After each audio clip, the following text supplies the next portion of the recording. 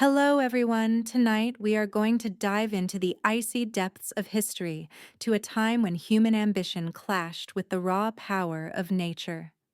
Imagine for a moment standing on the deck of the largest ship ever built, the crisp night air biting at your cheeks, the vast inky blackness of the Atlantic stretching out before you. There's a palpable sense of invincibility in the air, a belief that nothing could possibly go wrong. But as we'll soon discover, you probably won't survive this. So before you get comfortable, take a moment to like the video and subscribe, but only if you really enjoy what I do here. Feel free to let us know where you're listening from and what time it is for you right now. Now turn off the lights, maybe turn on the fan for some soothing noise, and let's embark on tonight's journey together. The early 20th century, you see, was a time of boundless optimism, a period when humanity truly believed it could conquer anything, even the vast, unpredictable oceans. People weren't just thinking bigger, they were building bigger.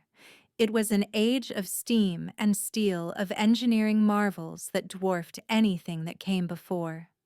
And at the heart of this ambition was the transatlantic crossing, a journey that still took days, but one that was becoming increasingly popular for both emigrants seeking new lives and the wealthy elite seeking new adventures.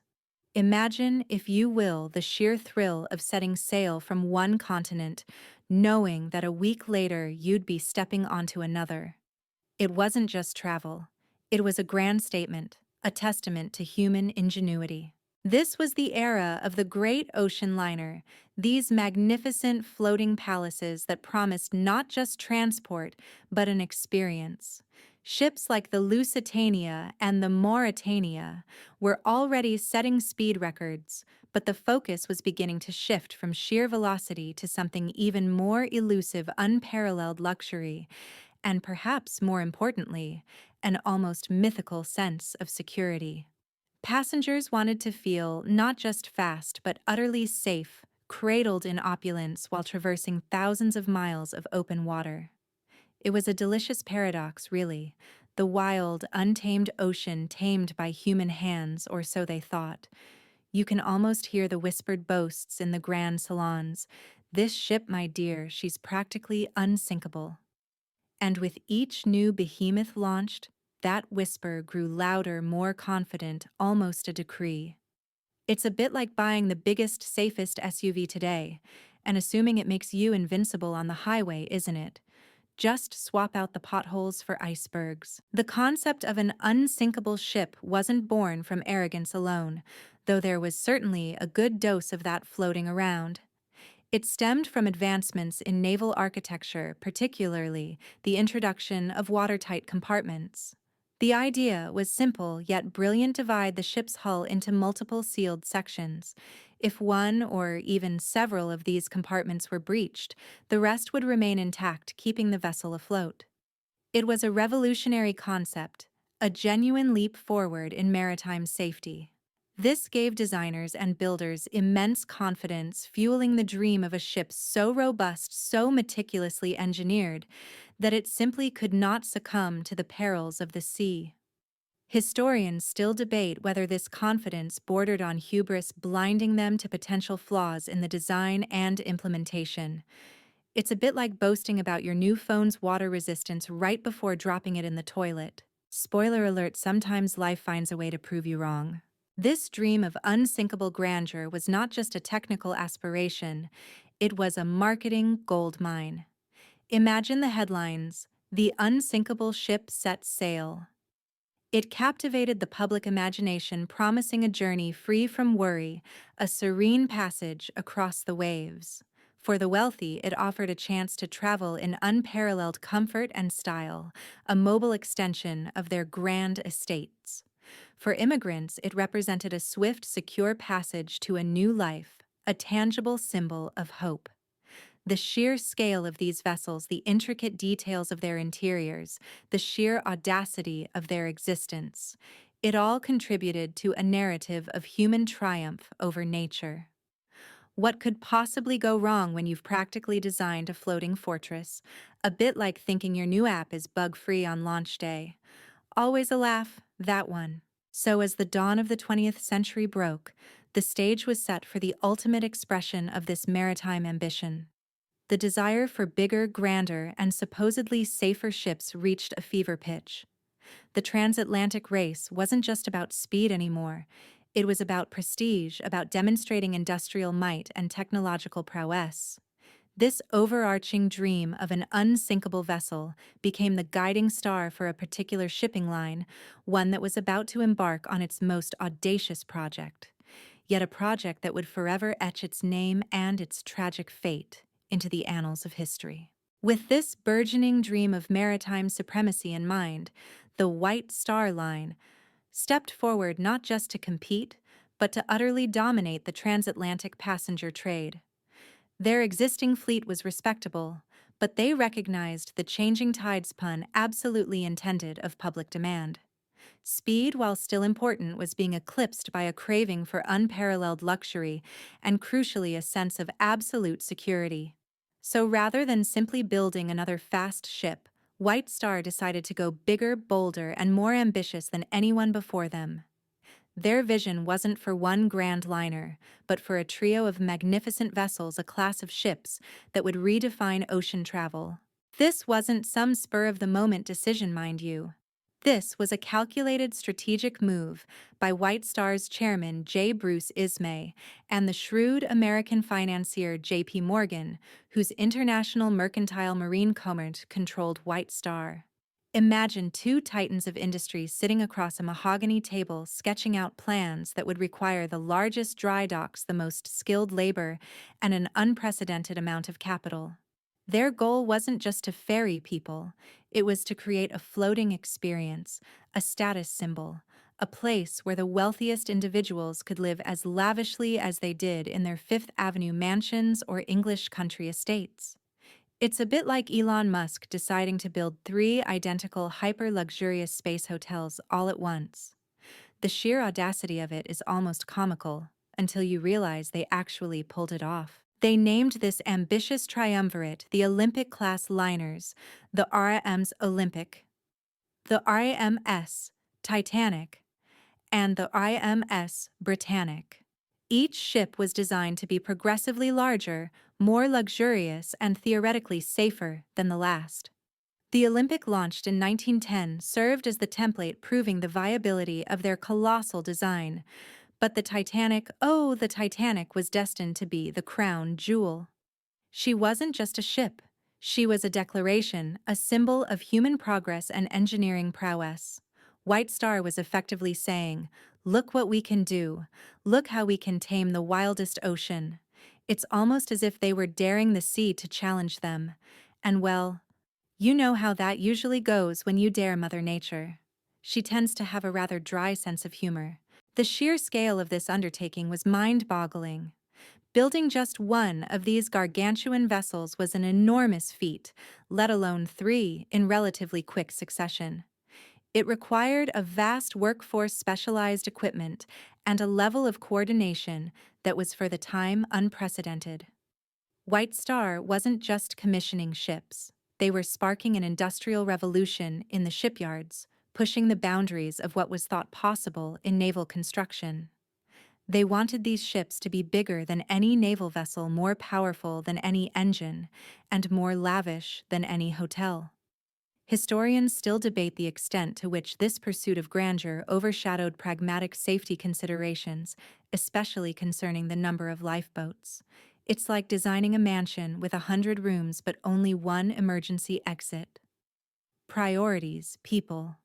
Priorities. Their marketing campaigns, even before the ships were complete, played heavily on the unsinkable narrative. Pamphlets boasted of the watertight compartments, the double bottom, and the sheer structural integrity. You could practically hear the calm, reassuring voice of a YouTube host from over a century ago, promising you the safest journey of your life. It was a brilliant strategy, appealing to the desire for both speed and security, creating an irresistible allure for travelers of all classes. They were selling a dream, a promise of a future where ocean travel was not just a necessity, but a delightful, worry-free adventure. and for a brief, shining moment that dream seemed utterly achievable. So with the grand vision for the Olympic-class liners firmly in place, the White Star Line needed a shipyard capable of transforming such an audacious dream into a colossal reality. There was only one real contender for a project of this unprecedented scale: Harland and Wolff in Belfast, Ireland. This wasn't just any shipyard. It was a veritable industrial city in itself, boasting the largest gantry, the most advanced machinery, and a workforce of tens of thousands, all poised to undertake the most ambitious shipbuilding project in history. Imagine a facility so immense, so technologically advanced for its time, that it could build multiple skyscrapers horizontally. That was Harland and Wolff. The relationship between White Star Line and Harland and Wolff was deeply intertwined, almost familial. They weren't just client and contractor. Harland and Wolff actually had a financial interest in the White Star Line, and Lord Peary, the chairman of Harland and Wolff, was also on the board of White Star. This symbiotic relationship meant that the shipyard had an almost personal stake in the success of these magnificent vessels. It wasn't just about fulfilling a contract, it was about upholding a legacy of excellence and pushing the boundaries of what was conceivable in maritime engineering. This close collaboration meant decisions could be made quickly, and the shipbuilding process could be optimized for efficiency, though perhaps some might argue at the expense of independent oversight. Building ships of this magnitude required not just skilled labor but a truly colossal infrastructure. Harland and Wolff had to expand their facilities dramatically just to accommodate the sheer size of the Olympic-class liners. They built massive slipways, gargantuan gantries like the Errol gantry, a towering steel structure that straddled two slipways, allowing cranes to move enormous components, and invested in cutting-edge machinery. The very landscape of Belfast was reshaped to bring these giants to life. It was a spectacle of industrial might, a symphony of hammering, riveting, and the constant hum of powerful engines. You could practically feel the vibrations from miles away, a testament to the ceaseless activity. The workforce at Harland and Wolff was legendary. Tens of thousands of men, from riveters and platers to carpenters and electricians, labored day and night. The work was arduous, often dangerous, and demanded immense precision. These weren't just jobs. For many, it was a way of life passed down through generations. Imagine working on a structure so vast that a casual stroll from one end to the other would take you a good 10 minutes, and that's just one deck. The scale of human effort involved in constructing the Titanic is almost as staggering as the ship itself. It truly was a testament to the collective power of human labor and engineering ambition. Historians still debate the precise working conditions and safety measures, with some arguing that the immense pressure to deliver these ships on schedule led to shortcuts that compromised worker safety. This wasn't merely about assembling steel.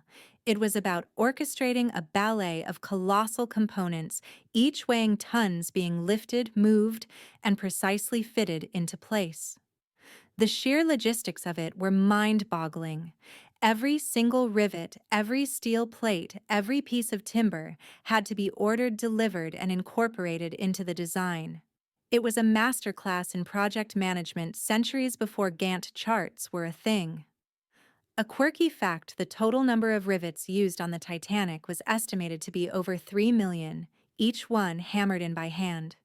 You just know there were a few sore arms by the end of each day, right? So nestled in the heart of Belfast, the stage was set. The Harland and Wolff shipyard, a titan of industry, stood ready to welcome the birth of the Olympic-class liners, starting with the Olympic, and then the ship that would become an icon of both human ingenuity and tragic folly. The design was ambitious, the resources immense, and the commitment unwavering. The next step, the very first step in bringing the Titanic to life, would be the laying of her keel, the backbone upon which this colossal dream would begin to take shape. With the blueprints finalized and the Harland and Wolff shipyard buzzing with an almost frenetic energy, the moment arrived to truly begin the construction of the Titanic. This wasn't some casual endeavor. It was an event, a symbolic start to what would become the largest movable object ever built. On March 31st, 1909, the hullaying of the keel commenced in slipway number 3, right next to where her elder sister, the Olympic sow, was already taking shape. Imagine for a moment the atmosphere, the clanging of hammers, the shouts of foremen, the sheer scale of the initial pieces of steel being maneuvered into position. This wasn't just a construction site, it was a cathedral being built for the age of industry. The keel, for those not familiar with shipbuilding jargon, is essentially the backbone of a ship running along the bottom from bow to stern. It's the very first piece of the puzzle, the foundation upon which the entire colossal structure rests. For the Titanic, this keel was a massive, intricate arrangement of interconnected steel plates and girders designed to provide immense strength and stability. Think of it as the spine of a massive whale ready to support the weight of an entire floating city. You could practically feel the ground vibrate as these immense sections of steel were carefully lowered and bolted into place, each one a testament to the meticulous planning that had gone into this project. The process of laying the keel was methodical and precise. Giant cranes like towering metal beasts lifted the heavy steel plates and frames guided by teams of skilled workers. Riveters, with their hammers pounding a relentless rhythm, secured the pieces together, forging an unyielding bond. This wasn't a quick process. It involved weeks, even months of painstaking work, all performed outdoors, exposed to the often unpredictable Belfast weather. Rain or shine, the work continued, driven by the ambitious timeline set by White Star and the inherent pride of the Harland and Wolff workforce. It's a bit like watching a skyscraper go up, but horizontally, and over a much longer stretch of land, only to be moved into water later. As the keel grew, so too did the initial sections of the ship's double bottom. This innovative design feature, often touted as a significant safety advantage, meant that there were two layers of steel plating separated by a gap. The idea was that if the outer hull was breached, the inner hull might remain intact, preventing water from flooding the vital machinery spaces and cargo holds. It was a forward-thinking design for its time, a clear indication of the engineers' commitment to making the Titanic as robust as possible. Historians still debate the effectiveness of the double bottom in the face of the actual damage the Titanic sustained, particularly considering the type of impact it endured. It's like having a double-layered phone case only to find out it won't save your screen from a direct drop onto concrete. Ouch. The sheer volume of materials required for this stage alone was staggering. Thousands of tons of steel, specially milled and transported, were constantly arriving at the shipyard. Each plate, each beam, each rivet was a precisely manufactured component, all converging in Belfast to form this monumental structure. The logistical challenge of merely getting these raw materials to the site and then orchestrating their assembly was a feat in itself. You had teams of men coordinating movements, guiding immense loads, all while working in close proximity to incredibly dangerous machinery.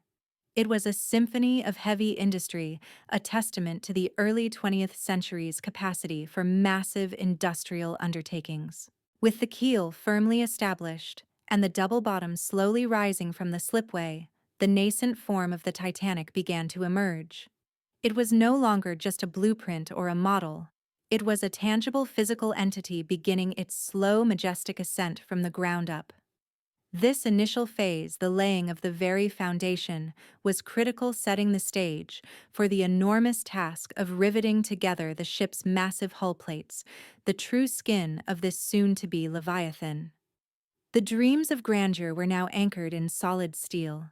With the keel firmly laid and the double bottom gradually taking shape, the next monumental phase in the construction of the Titanic began, riveting the giant together.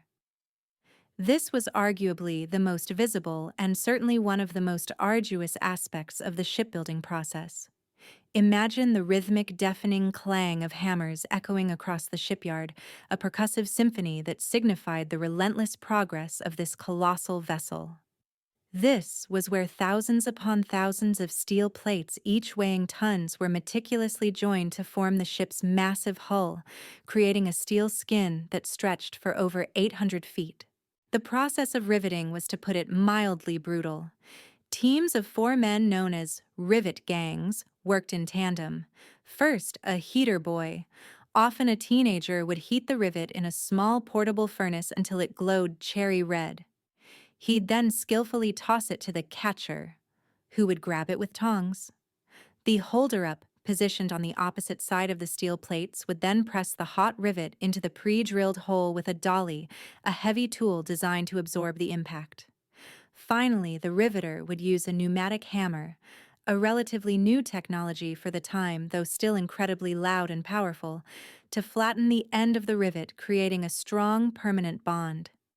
Imagine doing that hundreds of times a day with scorching hot metal, deafening noise, and always, always the risk of injury. It's a miracle they didn't all develop permanent ringing in their ears.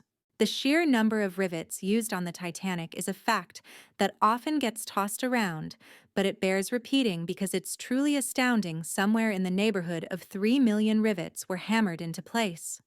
Each one represented a small act of precision and immense physical exertion. These rivets were the very sinews of the ship, holding together its massive frame against the immense pressures of the open ocean. And while the technology of pneumatic hammers existed, a significant portion of the rivets, particularly those in harder-to-reach areas, were still driven by hand with heavy sledges. It speaks volumes about the sheer manual labor involved. This work was not without its hazards. Working at great heights on scaffolding, often in precarious positions, meant falls were a constant danger. The heat from the rivets, the flying sparks, the risk of getting crushed by swinging steel plates. The shipyard was a dangerous place. There's a quirky fact that during the construction of the Olympic and Titanic, there were an estimated 28 serious accidents and 8 fatalities. For scale, imagine a modern construction site with such a high casualty rate. It paints a stark picture of the conditions under which these men toiled, driven by a combination of necessity, pride, and the relentless march of progress. Historians still debate the ethical implications of these working conditions, questioning whether the pursuit of speed and grandeur sometimes came at the cost of human life. As the riveting progressed, the familiar silhouette of the Titanic began to take definitive shape. The graceful curve of the bow, the majestic sweep of the stern, the towering sides of the hull. It all emerged, plate by plate, rivet by rivet.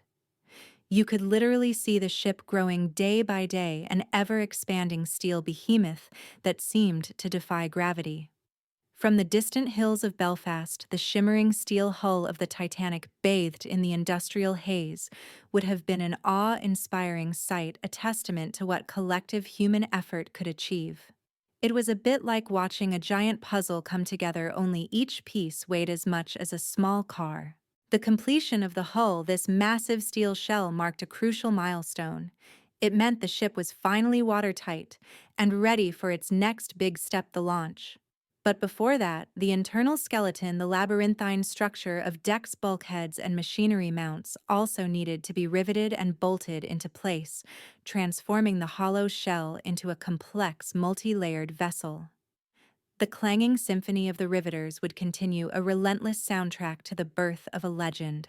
With the hull of the Titanic largely completed and the incessant rhythm of the riveters beginning to subside, attention turned inwards to the hidden heart and arteries of this colossal vessel, the engineering marvels below deck. This wasn't just a pretty shell. Beneath the gleaming paint and opulent interiors lay a labyrinthine world of machinery, boilers, engines, and electrical systems, all designed to power and sustain a floating city for thousands of souls across the vast Atlantic. Imagine an entire power station, a complex plumbing system, and a telecommunications network all squeezed into the lower levels of a gigantic ship. It's a miracle they didn't have a permanent check engine light blinking somewhere. At the very core of the Titanic's power plant were its 29 massive boilers located in 6 boiler rooms. These weren't your average backyard barbecue pits, mind you. These gargantuan cylindrical steel tanks stoked with mountains of coal generated the high-pressure steam that would drive the ship's engines. Each boiler was a feat of industrial engineering capable of converting tons of coal into the raw energy needed to propel over 46,000 tons of steel through the ocean. The sheer heat generated the constant noise, the grimy conditions. It was a stark contrast to the pristine luxury of the upper decks. It's like discovering that the magical, perfectly clean Disneyland you just visited is powered by a giant, dirty coal plant out back. Well, not exactly, but you get the idea. This steam was then channeled to the ship's three main engines. Two of these were colossal four-cylinder triple expansion reciprocating steam engines, each standing some 30 feet high and weighing nearly 1,000 tons. These massive beasts directly drove the two outer three-bladed wing propellers. In a truly innovative touch for its time, the exhaust steam from these reciprocating engines was then fed into a much smaller but incredibly powerful low-pressure turbine engine, which drove the central four-bladed propeller. This combination of reciprocating and turbine engines was a cutting-edge design, making the Titanic remarkably efficient for its size and speed, though not quite a record-breaker in terms of velocity. This propulsion system gave the ship a top speed of around 23 knots, which for a vessel of its size was quite impressive. Beyond the sheer power, the Titanic was also a marvel of internal logistics. Thousands of miles of electrical wiring snaked through the ship, powering everything from the hundreds of lights in the Grand Saloon to the sophisticated Marconi wireless telegraph system. There were massive generators to keep the lights burning bright and the telegraph sending messages across the waves. Then there was the plumbing freshwater tanks holding thousands of gallons pumps for sewage and intricate systems for heating and ventilation. Imagine the sheer number of pipes, valves, and gauges needed to manage all of that. It was a self-contained world, a testament to the comprehensive engineering required to sustain life and luxury at sea. One of the most talked about engineering features, and one that became tragically relevant, was the system of 16 watertight compartments separated by electrically operated watertight doors. The idea, remember, was that if a compartment was breached, the doors could be closed from the bridge, sealing off the damaged section and keeping the rest of the ship afloat. This was considered state-of-the-art safety technology. Historians still debate whether the design of these bulkheads, specifically their height above the waterline, was a fundamental flaw that ultimately sealed the ship's fate. It's like building a series of strong dams but then leaving a low wall connecting the tops of them, allowing water to simply flow over if enough compartments fill. You think it's secure, but then water finds the path of least resistance. So while the passengers above decks were enjoying their promenades and gourmet meals deep below, a symphony of fire steam and steel was constantly at work, meticulously managed by hundreds of engineers and firemen. This hidden world of immense power and complex systems was the true engine of the Titanic's grandeur, a testament to the early 20th century's industrial might. With the throbbing heart of the Titanic's engines and boilers humming deep within her hull, the focus shifted to creating the ultimate onboard experience, especially for those who held the purse strings.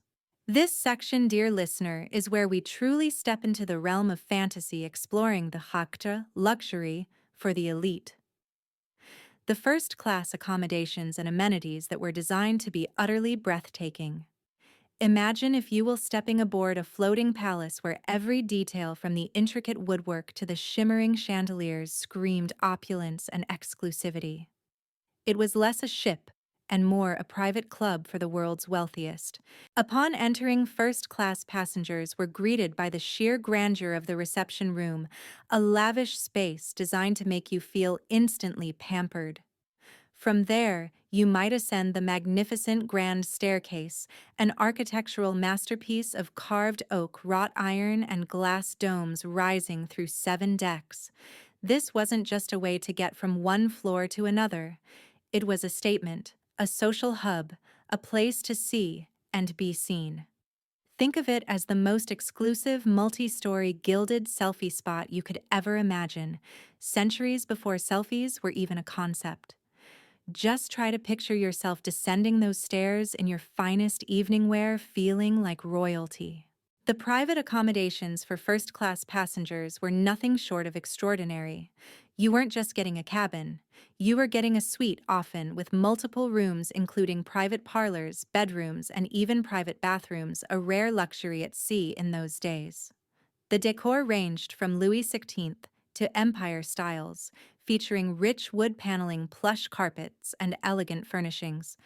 Some of the most extravagant suites came with their own private promenades, offering unparalleled views of the ocean, a truly exclusive experience, away from the bustling main decks. It's a bit like having your own private balcony on a cruise ship today, but imagine that balcony being attached to a multi-room apartment rather than a shoebox cabin. Beyond their private sanctuaries, first-class passengers had access to an astonishing array of amenities. There was the first-class dining saloon, a colossal room capable of seating over 500 people, with soaring ceilings, intricately paneled walls, and large windows offering ocean views. Here, gourmet meals prepared by a team of expert chefs were served with impeccable service. For lighter fare or a change of scenery, there was the à la carte restaurant run by the famous Ritz Hotel offering dining at your leisure, and the Parisian Café, a charming space designed to evoke a sidewalk cafe in France. Imagine having multiple Michelin star level restaurants at your fingertips in the middle of the Atlantic. But the indulgence didn't stop at dining. The Titanic boasted a gymnasium equipped with state-of-the-art for the time exercise machines, a squash court, a heated swimming pool, the first ever on an ocean liner, and even Turkish baths.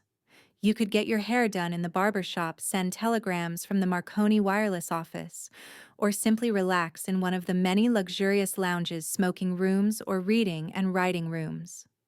Historians still debate whether the sheer scale of these amenities contributed to an illusion of invincibility, distracting from the inherent risks of ocean travel. It's like building a super secure vault, then filling it with so many distractions that no one notices the crack in the foundation. For entertainment, there were concerts, dances, and card games. Socializing was paramount, and the ship provided the perfect backdrop for the world's elite to mingle, make deals, and simply enjoy their privileged existence. This wasn't just transport.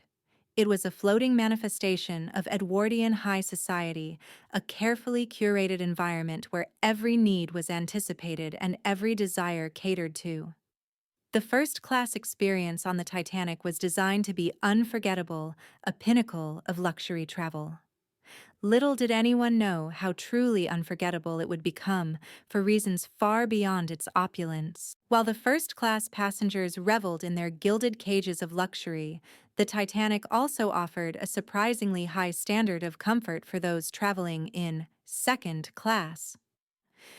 This wasn't some cramped, forgotten corner of the ship.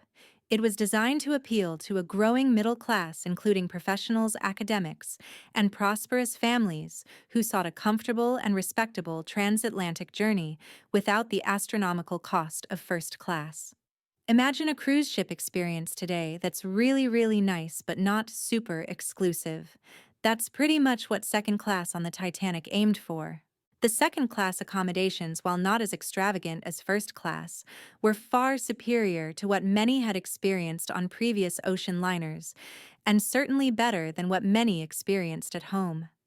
Passengers enjoyed private cabins, often with 2 or 4 berths, featuring proper beds rather than simple bunks. These cabins were generally clean, well-appointed, and included a basin with running water, which was a significant luxury for many.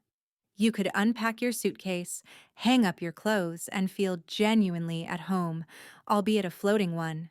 It's a bit like upgrading from a budget airline to premium economy. Suddenly you have space, and the little perks actually feel like perks. The public spaces for second-class passengers were also remarkably well appointed. The second-class dining saloon located on D deck was a spacious and elegant room, nearly as large as the first-class dining saloon, though perhaps with slightly less ornate decoration. Here, passengers enjoyed delicious multi-course meals prepared by the ship's renowned culinary staff. The menu, while perhaps lacking some of the exotic flair of first class, was still extensive and varied, offering a taste of the good life.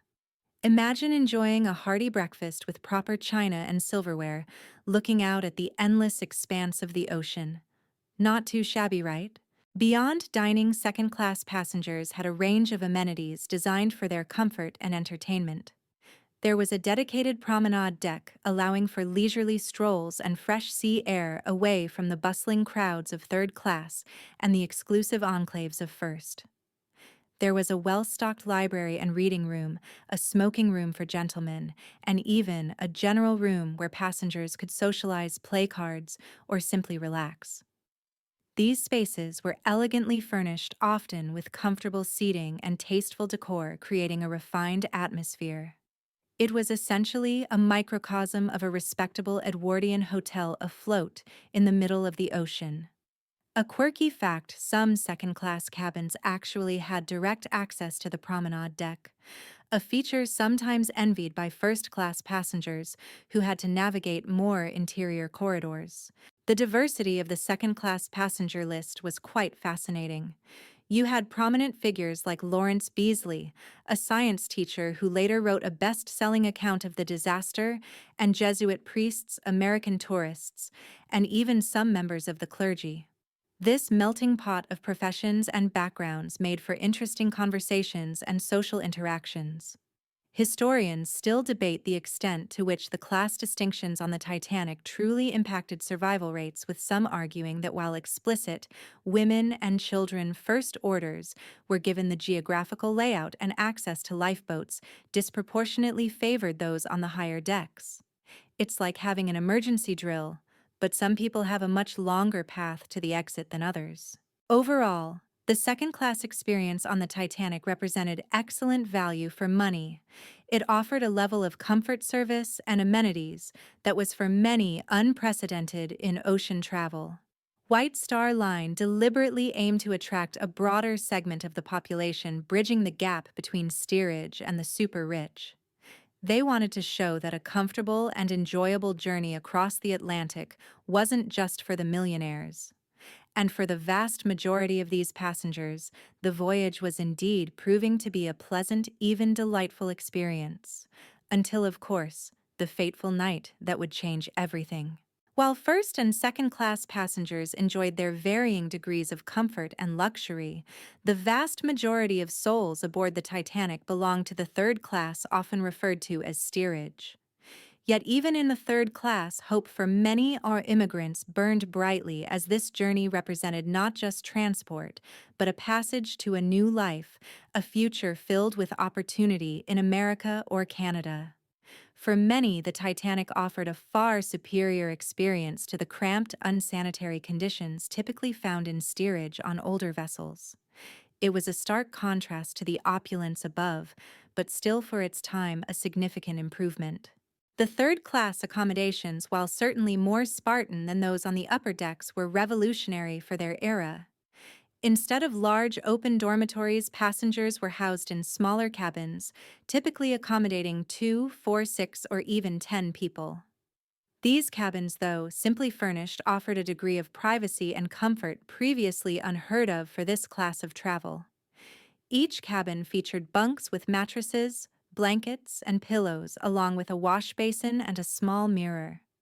Imagine sharing a room with a few strangers, but at least you have your own designated sleeping space and a place to freshen up. For many who had traveled for days or weeks across continents just to reach the ship, this was a step up from what they were used to. The public spaces for third-class passengers were also a significant departure from the norm. There was a large dining saloon, albeit a simpler one, where passengers were served wholesome, filling meals. The food, while not gourmet, was plentiful and nutritious, a far cry from the meager rations often provided in steerage on other ships. This alone was a major draw, as many of these travelers had spent their savings just to secure passage. Imagine getting 3 square meals a day cooked and served to you for the entire journey. For some, it was probably the best food they'd eaten in a long time. Beyond the dining saloon, third-class passengers had access to several general rooms, including a large open area at the stern of the ship known as the poop deck, which served as a primary gathering spot. There was also a smoking room for the men and a general room for both sexes, where they could socialize, play games, or simply relax. These spaces, while not lavish, provided warmth, shelter, and a sense of community. The vibrant atmosphere was often filled with the sounds of different languages, lively conversations, and sometimes even impromptu music sessions. It was a true melting pot of nationalities and cultures, all bound by the shared dream of a better future. A quirky fact: the third-class general room was often referred to as the rec room by some crew members, and it was one of the few places where people from different countries could truly interact and share their stories. Historians still debate the specific treatment and access for third-class passengers, particularly concerning the internal gates and barriers that separated different sections of the ship. While these were officially for managing passenger flow and preventing the spread of disease, a common concern with large numbers of immigrants, some argue that they effectively trapped third-class passengers below decks during the emergency, hindering their access to the lifeboats. It's like being in a crowded concert hall with plenty of exits, but half of them are locked. Not exactly ideal in a panic, right? Despite these limitations and the obvious class distinctions for many third-class passengers, the Titanic was a symbol of progress and hope. It promised a cleaner, safer, and more comfortable journey than ever before, bringing them closer to their dreams in the new world. They boarded with anticipation, their belongings often simple bundles, but their hearts full of aspirations. They shuffled along the gangways, their eyes wide with wonder at the sheer size of the vessel, ready to embark on the most important voyage of their lives. Little did they know the very hope that propelled them aboard would soon be tested in the icy waters of the North Atlantic. Having explored the varied accommodations across the Titanic's class structure, we must now turn our attention to the undeniable crown jewel of the ship's interior, a feature designed to awe and inspire: the grand staircase unveiled. This wasn't just a functional element. It was the symbolic heart of the first-class realm, a soaring architectural masterpiece that epitomized the Edwardian era's obsession with luxury and grandeur. Imagine walking into a space that felt less like a ship's interior and more like the foyer of a magnificent, stately home designed to take your breath away. Located midship, rising majestically through 7 decks from the boat deck down to E deck, the grand staircase was the visual centerpiece of the first-class section. Its most striking feature was the immense glass dome that crowned the top, allowing natural light to flood down through the various levels, illuminating the intricate carvings and polished surfaces below. At night, this dome was backlit, creating a soft, ethereal glow that shimmered on the highly polished oak. It was a bit like having a giant illuminated skylight in the middle of your floating mansion, ensuring everything sparkled just so. The staircase itself was crafted from solid oak, with ornate wrought iron balustrades, featuring intricate French Louis XIV style designs adorned with gilded bronze cherubs holding electric lights. You could almost hear the rustle of silk gowns and the murmur of polite conversation echoing off its polished surfaces. On the landing between the boat deck and A deck, a magnificent clock, flanked by 2 allegorical figures, depicted honor and glory crowning time. This wasn't merely a timepiece. It was a grand statement, a piece of art that underscored the ship's commitment to timeless elegance. A quirky fact: a duplicate of this famous clock exists today and can be seen in the Titanic Museum in Belfast. So if you ever want to get a sense of the scale, you can go check that out. Each level of the grand staircase was designed to offer a unique perspective and access to different first-class amenities. From the boat deck landing, passengers could access the promenade decks. A deck led to the Veranda Cafe and Palm Court. B deck housed some of the most luxurious suites. C deck provided access to the private promenade and more cabins. And D deck opened into the vast, exquisite, first-class dining saloon. It was a vertical boulevard of luxury connecting the ship's most exclusive spaces.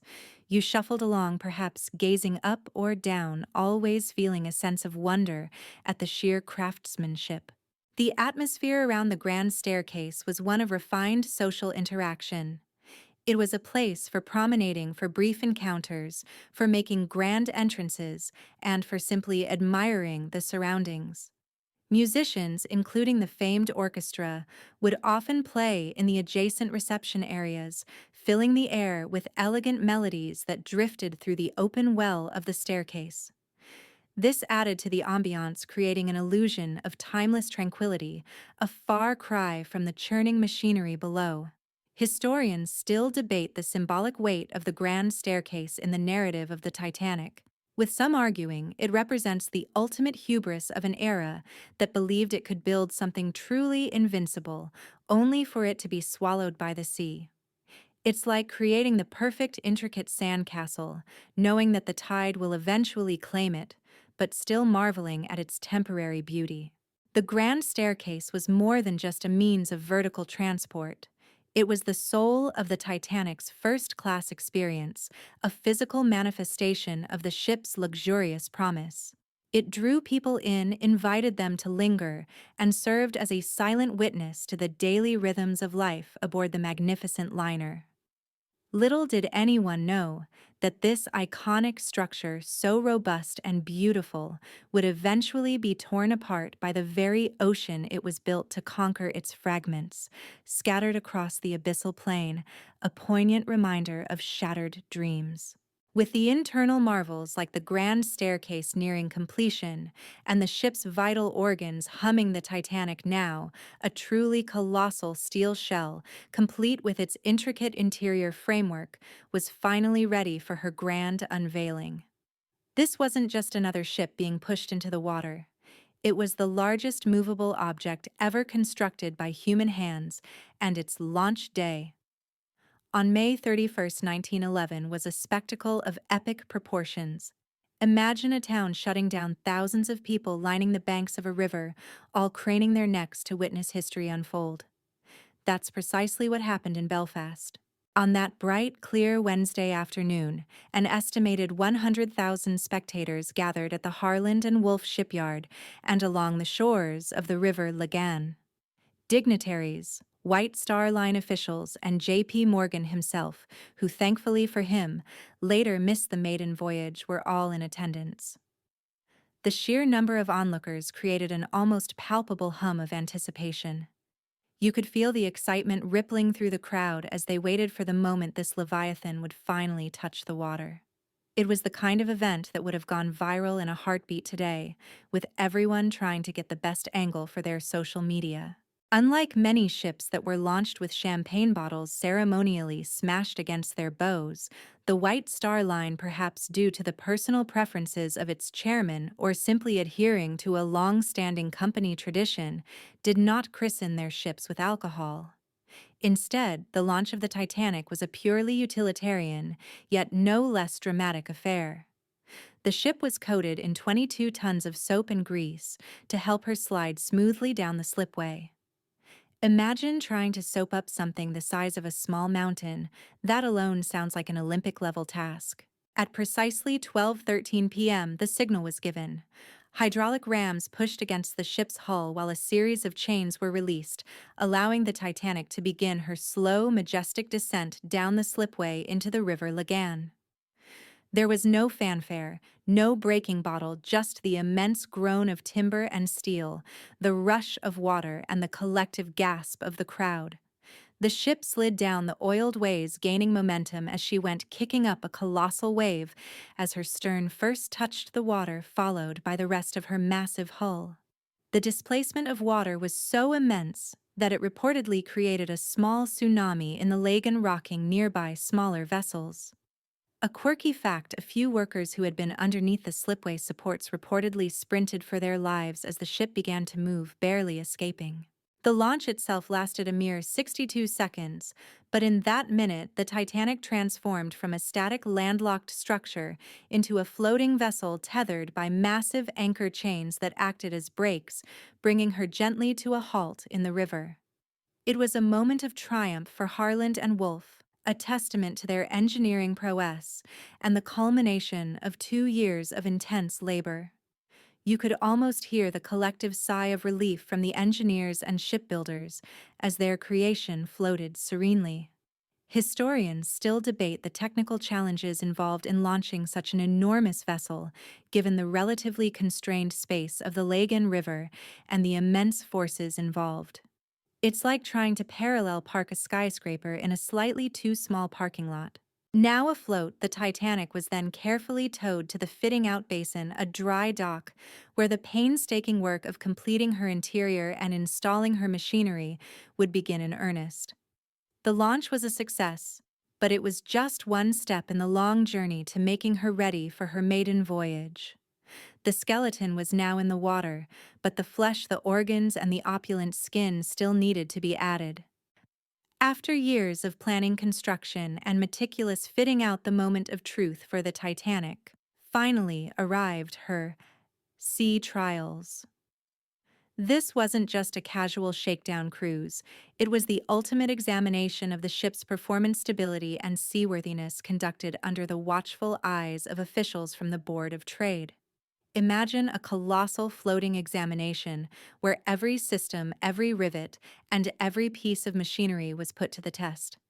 This was the final hurdle before the ship could be deemed ready for passenger service, and it happened on April 2, 1912.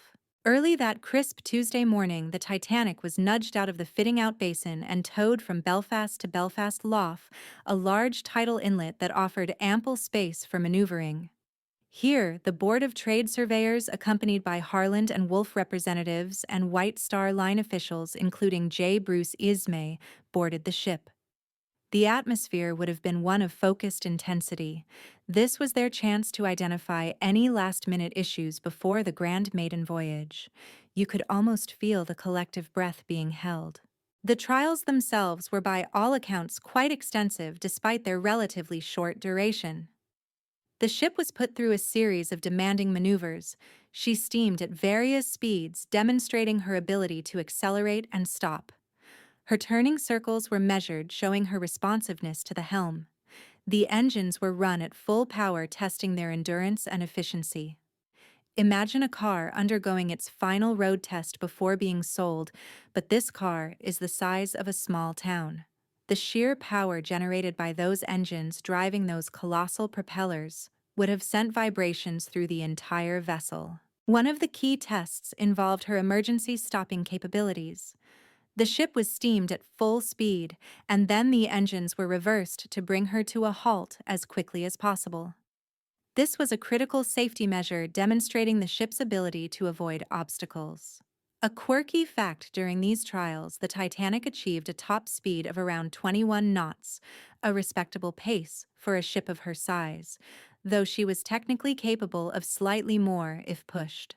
This speed was quite impressive for such a massive vessel, showcasing the power of her innovative engine system. The watertight doors, a cornerstone of the unsinkable design, were also tested, ensuring they could be quickly and effectively closed from the bridge. This was a vital demonstration of their functionality, proving that the ship could indeed seal off damaged compartments. Historians still debate the thoroughness of these sea trials. While they met the regulatory requirements of the time, some argue that more extensive and varied tests, particularly those simulating adverse conditions or more rigorous emergency scenarios, might have revealed vulnerabilities. It's like testing a parachute by dropping it from a low height rather than from an airplane at cruising altitude. You get the idea, but do you really know? After several hours of rigorous testing, the Board of Trade surveyors, satisfied with the ship's performance, issued her Certificate of Clearance, officially declaring her fit for passenger service. It was a moment of immense relief and quiet celebration for everyone involved. The ship had passed her final exam with flying colors, seemingly confirming all the boasts of her strength and safety. With the trials successfully concluded, the Titanic made her way from Belfast Lough, steaming across the Irish Sea toward Southampton, England. This was her destination, the port from which her grand maiden voyage would truly begin. The ship that had been years in the making and meticulously tested was now poised to embark on her historic and ultimately tragic journey across the Atlantic. The stage was set for the world to witness the marvel of the Titanic. With the sea trials successfully behind her and the certificate of clearance proudly in hand, the Titanic made her majestic way to Southampton, England, the bustling port that would serve as the embarkation point for her maiden voyage. Here, the final piece of the puzzle would fall into place. The crew assembles. This wasn't just a handful of sailors. It was a small city of dedicated professionals, numbering around 892, from the most seasoned officers to the newest kitchen stewards, all drawn together to operate this unprecedented vessel. Imagine trying to coordinate a small army of people, each with a specific role, all working in unison on a moving city. That's the scale we're talking about. At the helm was Captain Edward J. Smith, a venerable figure in the White Star Line, often called the millionaire's captain, due to his popularity with wealthy passengers. He was a seasoned mariner with decades of experience, known for his calm demeanor and meticulous attention to detail. This was to be his final voyage before retirement, a grand swan song to a long and distinguished career. You could almost picture him, a quintessential British gentleman, commanding the bridge with quiet authority, overseeing every aspect of the ship's readiness. Beneath Captain Smith were his senior officers, a highly experienced team, including Chief Officer Henry Wilde, First Officer William McMaster Murdoch, and Second Officer Charles Lightoller, among others. These men were responsible for navigation watchkeeping and ensuring the smooth operation of the ship. They were the ones who would spend countless hours on the bridge, scanning the horizon, plotting courses, and making critical decisions. Historians still debate the extent to which the rigid hierarchy and communication protocols on board might have played a role in the unfolding disaster. It's like a corporate ladder where critical information has to go up and down multiple rungs, possibly losing clarity along the way. Then there was the engineering department, a vital, often unseen force deep within the ship's belly. Led by Chief Engineer Joseph Bell, this team of engineers, mechanics, firemen, and stokers numbering over 300 were responsible for the constant operation of the boilers, engines, and all the ship's complex mechanical and electrical systems. Their work was hot, dirty, and relentless, a world away from the polished decks above. They ensured the lights stayed on, the water flowed, and the ship kept moving.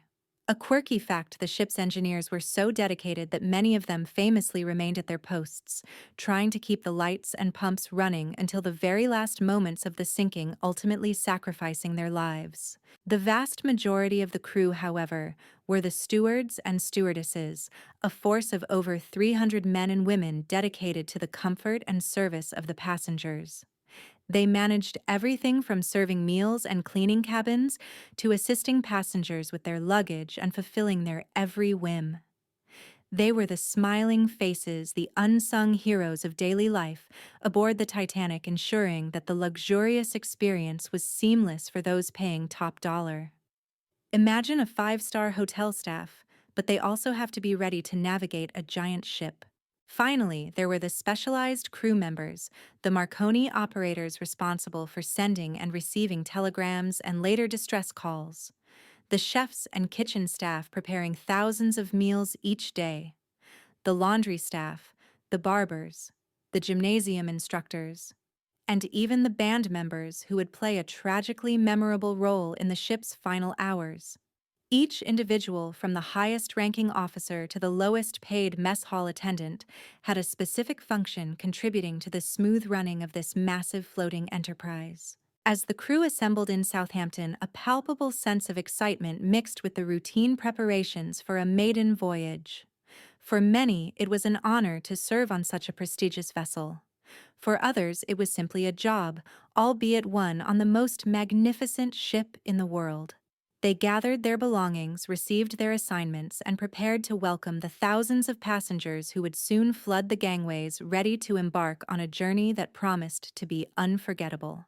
With the Titanic fully provisioned and her meticulously assembled crew standing ready, the final most anticipated element began to arrive. Passengers arrive, a mix of lives. On April 10, 1912, Southampton docks became a vibrant tableau of humanity, a converging point for thousands of individuals from every walk of life, all united by a shared purpose to cross the vast Atlantic on the grandest ship ever built. Imagine a scene bustling with excitement, anticipation, and a palpable sense of occasion as people from vastly different worlds boarded the same vessel. First-class passengers naturally arrived in style, often driven directly to the gangway in chauffeur-driven cars or horse-drawn carriages, their luggage handled by an army of porters. Among them were some of the wealthiest and most famous people of the era. There was John Jacob Astor Forth, one of the richest men in the world, accompanied by his young pregnant wife, Madeleine. Benjamin Guggenheim, a copper magnate, was also there, along with his mistress and valet. Isidore and Ida Strauss, co-owners of Macy's department store, were returning from a European holiday. And of course, White Star Line chairman J. Bruce Ismay, ever present observing his masterpiece about to set sail. Their presence added to the ship's aura of exclusivity and glamour, drawing curious glances and hushed whispers from onlookers. You could almost feel the weight of their collective fortunes pressing down on the gangplank. Second-class passengers, a diverse group of professionals, academics, clergy, and middle-class families, arrived with a quieter, but no less eager sense of anticipation. They were often dressed in their finest attire, carrying respectable luggage, ready to enjoy a comfortable and dignified journey. Imagine schoolteachers, aspiring merchants, and European tourists, all looking forward to the modern amenities and pleasant company promised by the Titanic. They boarded with a hopeful hum, perhaps a bit nervous, but mostly excited for the adventure. It's a bit like showing up to a fancy resort knowing you're not in the presidential suite, but still thrilled to be there. The third-class passengers, by far the largest group, presented a striking contrast. Many had traveled for days, even weeks across Europe, often from humble villages in Ireland, Scandinavia, or Eastern Europe, carrying all their worldly possessions in simple trunks and burlap sacks.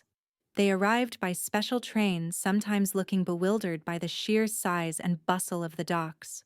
For them, the Titanic was not just a ship. It was a tangible vessel of hope, carrying them towards a new life away from poverty or persecution to the promise of America. Imagine families clutching their children, speaking a multitude of languages, their eyes wide with a mixture of awe and trepidation. A quirky fact: due to immigration regulations, third-class passengers often underwent stricter health inspections before boarding, ensuring no contagious diseases were brought to American shores. The boarding process itself was a carefully orchestrated chaos. Gangways hummed with activity, luggage was hoisted aboard, and thousands of tickets were checked. The sounds of different languages mingled in the air, a symphony of farewells and excited greetings. For many, it was their first time seeing a vessel of such immense scale, and the sheer audacity of its design must have been overwhelming. Historians still debate the extent to which the class divisions on board were apparent even during boarding, with some suggesting that third-class passengers felt a palpable sense of being separated and observed. It's like having different entrance gates at an airport, one for private jets, one for first class, and a very long queue for everyone else. As the final whistles blew and the gangways were drawn up, the Titanic was finally full, a microcosm of early 20th century society, packed with dreams, aspirations, wealth, and hope. Over 2,200 souls now stood on her decks, ready for the journey across the Atlantic. The air was thick with excitement, the promise of a smooth, safe, and luxurious passage hanging heavy in the air. Little did anyone know that this gathering of humanity, this vibrant mix of lives, was about to embark on a voyage into legend and tragedy. The air in Southampton was thick with anticipation as the final boarding calls echoed across the docks. The great ship, a true leviathan, dwarfed everything around her. And then, precisely at noon on Wednesday, April 10, 1912, the Titanic let out a mighty blast from her whistles, a deep, resonant sound that reverberated through the harbor, signifying her departure cheers and tears, following her wake. This wasn't just a ship leaving port. It was a grand farewell, a moment of both excitement and emotional parting for thousands. As the lines were cast off and the tugboats nudged her gently away from the quay, thousands of well-wishers, reporters, and curious onlookers cheered from the shore. Hats were waved, handkerchiefs fluttered, and the sounds of hopeful shouts carried across the water.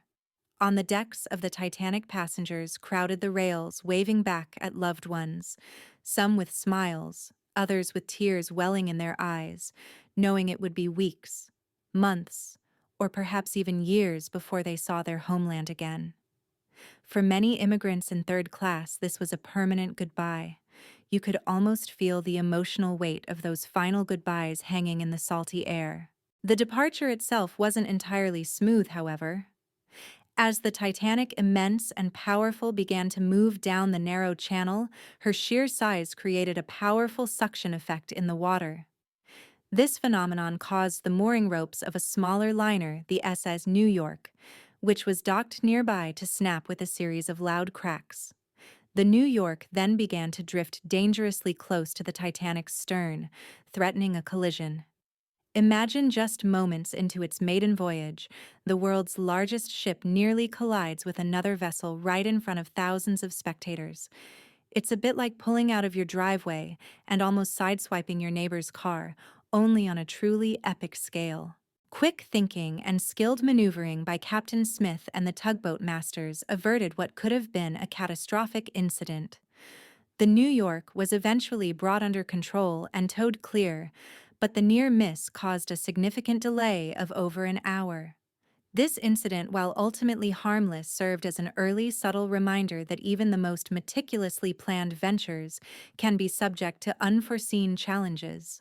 A quirky fact some superstitions hold: that a ship that nearly collides on its maiden departure is inherently unlucky. Of course, nobody really believed that at the time, especially not with the unsinkable Titanic. Once the New York was safely clear, the Titanic resumed her stately progress down Southampton water and into the English Channel. The sounds of the shore gradually faded, replaced by the gentle hum of the ship's engines and the rush of water against her hull. Passengers began to settle into their cabins, explore the opulent public rooms, and socialize with their fellow travelers. The excitement of departure slowly gave way to the relaxed rhythm of life at sea. For many, it was the start of an adventure, a crossing that promised to be as comfortable as it was memorable. Historians still debate the significance of the New York incident, with some viewing it as a mere footnote, while others see it as a chilling premonition, an early omen of the challenges to come. Regardless, the Titanic had safely cleared Southampton, her first hurdle passed, and was now truly underway.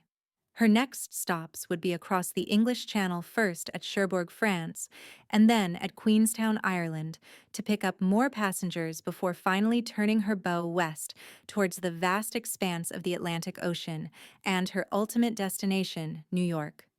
The journey had truly begun. Having navigated the narrow confines of Southampton water and narrowly avoided a collision, the Titanic embarked on the next leg of her maiden voyage, a short but significant hop across the English Channel to across the Channel, Cherbourg. This French port, known for its deep water harbor, was a crucial stop for picking up additional passengers, particularly wealthy American and European travelers who had journeyed overland by train to catch the grandest ship of the era.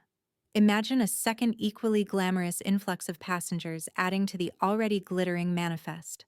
The Titanic, being too large to berth directly at the Cherbourg Pier, anchored a short distance offshore in the harbor's outer roadstead. This necessitated the use of two White Star Line tenders, the SS Traffic and the SS Nomadic, to ferry passengers and their mountains of luggage out to the waiting liner. You can picture the scene, smaller boats bobbing in the harbor as elegantly dressed passengers disembarked from trains, transferred to tenders, and then looked up in awe at the truly enormous silhouette of the Titanic, her lights twinkling against the twilight sky. It was a well-orchestrated ballet of logistics, a testament to White Star's commitment to passenger convenience. Among those who boarded at Cherbourg were some of the most prominent individuals of the time, adding even more luster to the ship's passenger list. Millionaire John Jacob Astor IV and his wife Madeleine, who had traveled from Paris, were among them, their presence elevating the ship's profile even further. American socialite Margaret Molly Brown, who would later earn the moniker the Unsinkable Molly Brown, also boarded here, returning from a European tour. Their arrival further solidified the Titanic's reputation as the chosen vessel for the crème de la crème of society. A quirky fact: the SS Nomadic, one of the tenders used to ferry passengers to the Titanic at Cherbourg, is still in existence today and has been fully restored, serving as a museum ship in Belfast. So you could technically walk on a ship that literally touched the Titanic. The stop at Cherbourg was relatively brief, lasting only a few hours. It was a brisk, efficient operation designed to minimize delays while maximizing passenger comfort. Luggage, including countless steamer trunks and hatboxes, was meticulously transferred from the tenders to the appropriate holds, and passengers were guided to their respective cabins. The ship's crew, already settling into their routines, performed their duties with practiced ease, welcoming the new arrivals. You shuffled along the gangways, perhaps marveling at the luxury or simply eager to find your cabin and settle in. As dusk settled over the French coast, the Titanic weighed anchor once more. Her whistles, powerful and deep, signaled her departure, echoing across the calm waters of the harbor. The tender boats, now carrying a few disembarking passengers and return cargo, pulled away, leaving the magnificent liner to continue her westward journey. The lights of Cherbourg slowly receded into the distance, becoming tiny pinpricks of light on the horizon. Historians still debate the efficiency of these multi-port embarkations, wondering if the added complexity introduced any unforeseen risks or delays in the grand scheme of the voyage. It's like having multiple drive-through windows at a fast food joint. Great for customers, but sometimes it makes the kitchen chaotic.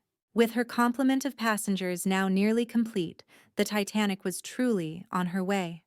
Her next and final stop before heading into the vast expanse of the open Atlantic would be Queenstown, Ireland.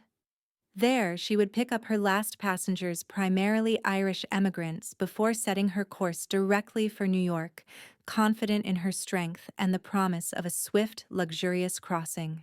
The dream voyage was unfolding exactly as planned. Having collected her European elite in Cherbourg, the Titanic's next and final stop before embracing the vastness of the open ocean was Queenstown's last farewell. This small, bustling port in County Cork, Ireland, now known as Cove, served as the final embarkation point primarily for Irish emigrants seeking new lives in America.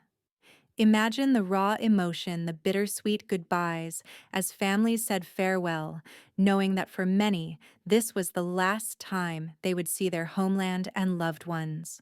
Much like Cherbourg, the Titanic was too massive to dock directly at Queenstown's piers. Instead, she anchored in the deep waters of Cork Harbour, allowing two smaller tender ships, the PS Ireland and the PS America, to ferry the waiting passengers and their mail out to the great liner.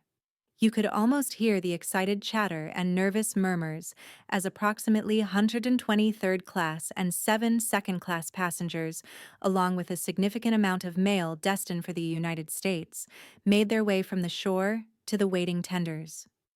The sight of the colossal Titanic shimmering on the horizon must have been an awe-inspiring, if not daunting, sight for those humble travelers. For many of these Irish emigrants, leaving Queenstown aboard the Titanic was not just a journey, it was a deeply symbolic act. They were leaving behind economic hardship, political unrest, and often poverty, for the promise of a fresh start, a chance at prosperity in a new land. Their luggage was typically sparse, but their hopes were immeasurable. Imagine the last hugs, the final waves, the tears shed on the tender as it pulled away from the familiar green shores, carrying them towards an uncertain but hopeful future. It was a mass migration on a grand scale driven by individual dreams. Among the last to board was a Jesuit priest, Father Francis Brown, who famously captured some of the last known photographs of the Titanic's interior and its passengers. He disembarked at Queenstown, leaving behind a visual legacy that would later become incredibly poignant. A quirky fact: Father Brown missed the rest of the voyage because his provincial superior, upon receiving a telegram from him asking for permission to continue to New York, telegrammed back a terse and now famous reply: "Get off that ship, provincial." A pretty good bit of advice in hindsight, wouldn't you say? The stop in Queenstown was even briefer than Cherbourg, lasting just over an hour. It was a swift, efficient exchange of human cargo and mail, marking the final stage of passenger loading. As the last tender pulled away and the final gangways were raised, a sense of finality settled over the ship. The Titanic was now truly full, a floating microcosm of society, carrying over 2,200 souls and their dreams across the vast ocean. At 1:30 p.m., with a deep resonant blast of her whistles, the Titanic weighed anchor for the very last time. She turned her immense bow westward, leaving the familiar shores of Ireland behind, and set her course directly for New York City, some 2,800 nautical miles away. The English Channel and Irish Sea were now behind her. Ahead lay the vast open expanse of the North Atlantic. Historians still debate the extent to which the class distinctions were maintained even in these final boarding moments, with some suggesting that the disembarking passengers from the tenders were almost immediately directed to their designated areas, maintaining the separation of classes even before the ship officially left European waters. The journey had truly begun. The unsinkable ship, teeming with life, luxury, and dreams, was now fully committed to her maiden voyage. The next few days would be filled with the rhythms of ocean travel, a period of relative calm and enjoyment, before the fateful events that would forever etch her name into history. With the last tendering operation at Queenstown complete, the Titanic finally turned her majestic bow westward, setting a direct course for New York City. The days that followed were idyllic, filled with the rhythms of ocean travel, and for thousands of passengers, this was truly the whole life aboard days of bliss. Imagine perfect spring weather, calm seas, and the sheer wonder of being on the largest, most luxurious ship in the world. It was a vacation, a migration, and an adventure all rolled into one. For first-class passengers, these days were a blur of social engagements, gourmet dining, and leisurely pursuits. Mornings might begin with a leisurely breakfast in the elegant dining saloon, followed by a stroll on the expansive promenade decks, soaking in the fresh sea air. Ladies might spend their afternoons in the reading and writing room, penning letters on embossed stationery, or perhaps visiting the ship's gymnasium for a novel workout on the mechanical horse or rowing machine. Gentlemen might retire to the smoking room for cigars and conversation, discussing business or the latest gossip. Evenings were a glamorous affair, with elaborate multi-course dinners, followed by music in the reception area, card games, or simply mingling in the various lounges. You could practically hear the clinking of glasses and the hushed laughter as the elite of society enjoyed their floating paradise. Second-class passengers also enjoyed a remarkably comfortable and engaging experience. Their public rooms, while less ornate than first class, were still beautifully appointed, offering a library, a smoking room, and a general room for socializing. They, too, had access to promenade decks, albeit separate ones, where they could enjoy the ocean views. Meals were generous and well prepared, and many formed friendships and socialized, creating a vibrant community. For many, this was a taste of luxury. They had never experienced a truly memorable journey that far exceeded their expectations. A quirky fact: some second class passengers reported that the meals were so plentiful and delicious, they felt they were living like royalty even without the gold leaf and cherubs of first class. Down in third class, the atmosphere was perhaps the most vibrant. While amenities were simpler, the sense of community and shared hope was profound. The general room often became a hub of activity, with passengers sharing stories, playing music, and dancing.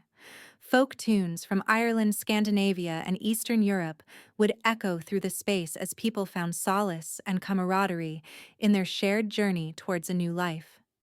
The open deck spaces provided fresh air and a place for children to play and for families to gather. Despite the close quarters, many accounts speak of a cheerful and hopeful spirit among the third-class passengers. Historians still debate the extent of interaction between the classes during these tranquil days, with some suggesting a degree of class crossing in certain areas, while others maintain that strict social boundaries were largely observed. It's like being at a resort with different levels of access, but everyone still sees the same beautiful ocean. The weather during these first few days was exceptionally fine: calm seas, clear skies, and a pleasant chill in the air, perfect for a transatlantic crossing.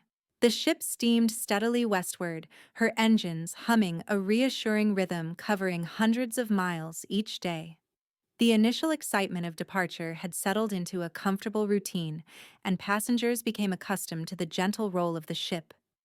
The belief in the Titanic's invincibility, often publicly touted by the White Star Line, seemed to be confirmed with every passing peaceful mile. Little did anyone aboard know that these tranquil days filled with blissful unawareness were swiftly drawing to a close.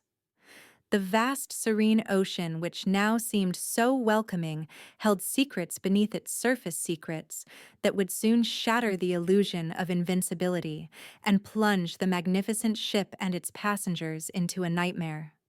The first signs of trouble, subtle whispers carried across the wireless waves, were already beginning to emerge. As the Titanic steamed steadily westward, blissfully unaware of the fate that awaited her, a subtle yet crucial undercurrent began to emerge: ice warnings dismissed or delayed. It wasn't as if the North Atlantic was a completely unknown quantity. Ships traversing these waters regularly encountered ice, especially in April. The problem wasn't the warnings themselves, but how they were received, prioritized, and tragically acted upon. Imagine getting critical emails, but they're mixed in with 1,000 spam messages, and some of the important ones just get flagged as low priority. Throughout Sunday, April 14, 1912, the Titanic's Marconi wireless operators Jack Phillips and Harold Bride began to receive several messages from other ships in the area, all reporting ice. The first warnings were relatively general, indicating ice fields further to the west. Then, as the day progressed, the messages became more specific, detailing large icebergs and extensive ice fields directly in the Titanic's path.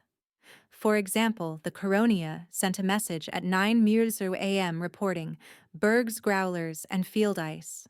Later, the Baltic sent a very detailed ice warning describing large quantities of field ice and icebergs. The issue wasn't a lack of information, but a complex interplay of communication protocols, human error, and perhaps a touch of overconfidence. The Marconi room was primarily a commercial enterprise, handling a deluge of private telegrams from passengers eager to send messages home or conduct business. These personal messages took precedence, often interrupting official ice warnings.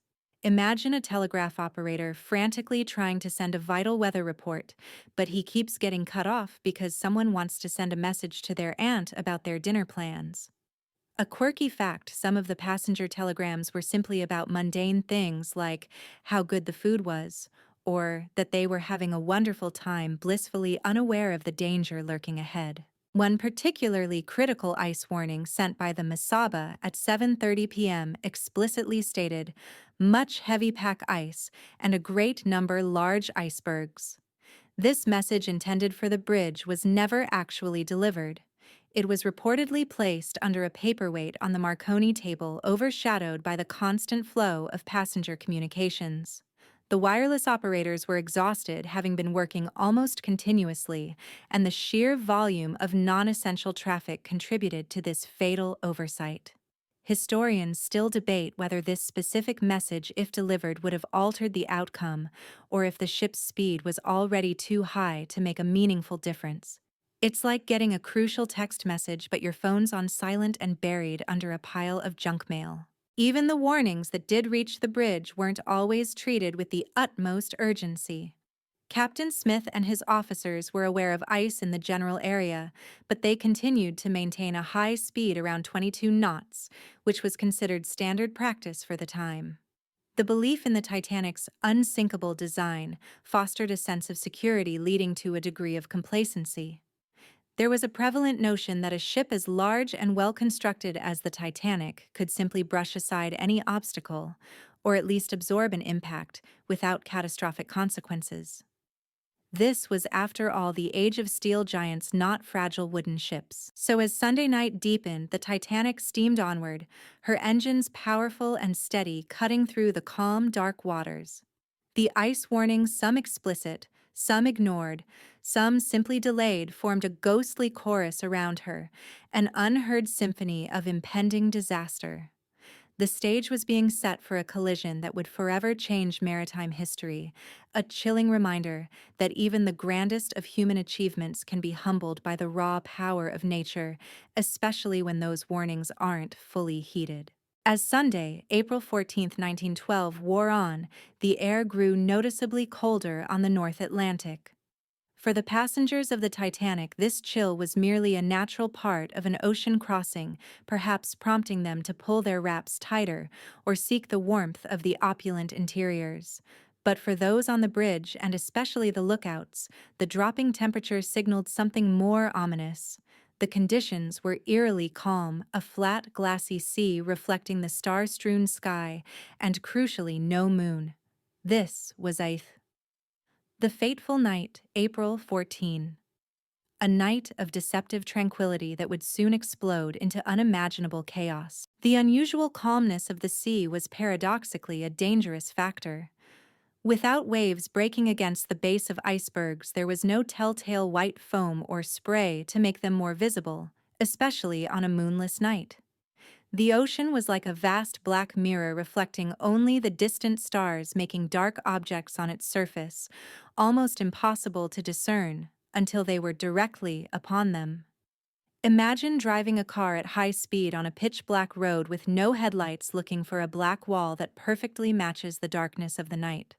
That's essentially what the lookouts were facing. A quirky fact: the lookouts Frederick Fleet and Reginald Lee reportedly did not have access to binoculars during the voyage, a minor oversight that some later argued contributed to the delayed sighting. Despite the calm, the air temperature continued to plummet, dropping close to freezing. This meant that any ice in the vicinity would be particularly hard and solid, increasing the potential for structural damage upon impact. The ship, however, continued to steam at a brisk pace around 22 knots, which was considered a good economical speed for maintaining the schedule. There was no widespread sense of alarm among the officers on the bridge, even with the earlier, albeit sometimes ignored, ice warnings. The prevailing belief was that even if they encountered ice, the Titanic's formidable construction would protect her. Inside the ship, the evening unfolded as usual. First-class passengers enjoyed sumptuous dinners, perhaps lingering over coffee and brandy. The orchestra played on, filling the air with elegant melodies. Second-class passengers socialized in their lounges, and in third-class, lively conversations and games continued. There was a sense of contentment, of luxury, of dreams unfolding. Nobody beneath the decks, least of all the sleeping children, had any idea of the silent, colossal threat gliding towards them through the inky blackness. You shuffled along, perhaps heading for bed, entirely unaware of the ticking clock. Captain Smith, after attending a dinner party hosted by first-class passengers, Mr. and Mrs. George Widener, retired to his cabin around 9:00 p.m., leaving Second Officer Charles Lightoller on watch. At 10:00 p.m., First Officer William Murdoch took over the watch, a highly experienced officer, known for his calm and reliable judgment. The bridge was well manned and the procedures were being followed, yet the confluence of factors, the dark moonless night, the calm sea, the ship's speed and the subtle yet persistent presence of ice in the region, was creating a perfect deadly trap. Historians still debate the extent to which Captain Smith's decision to maintain speed in an area known for ice was a reflection of industry practice versus an overconfidence in his vessel. It's like confidently driving your new state-of-the-art car straight into a known fog bank, assuming your superior engineering will protect you. The hours ticked by agonizing minute, bringing the ship closer and closer to its appointment with destiny. The air grew colder, the silence deeper, as the magnificent Titanic, with her thousands of unaware souls, sailed headlong into the most famous maritime disaster in history. The stage was set, the players in place, and the unseen threat was just moments away from making its chilling entrance. The peaceful, albeit chilling night of April 14, 1912 was shattered in an instant. High up in the crow's nest, scanning the inky blackness ahead, lookouts Frederick Fleet and Reginald Lee squinted into the gloom. At precisely 11:40 p.m., Fleet's eyes caught a faint dark shape emerging from the horizon, a silhouette against the slightly less dark sky.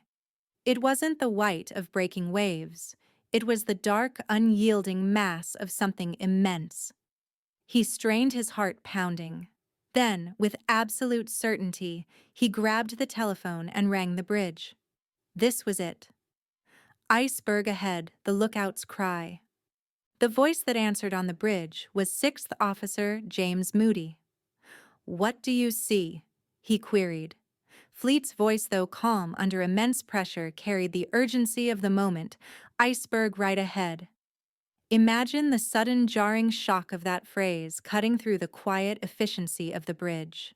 It's like being completely engrossed in a quiet task only for someone to scream, "Car," right before impact. Moody relayed the message instantly to First Officer William Murdoch, who was in command of the bridge. Murdoch's reaction was immediate and decisive, a flurry of desperate commands in a matter of seconds. He instinctively grabbed the engine room telegraph and pushed the handle to full astern, signaling the engineers deep below to reverse the engines as quickly as possible. Simultaneously, he yelled to the helmsman, Quartermaster Robert Hitchens, "Hard a starboard," meaning to turn the ship sharply to the left.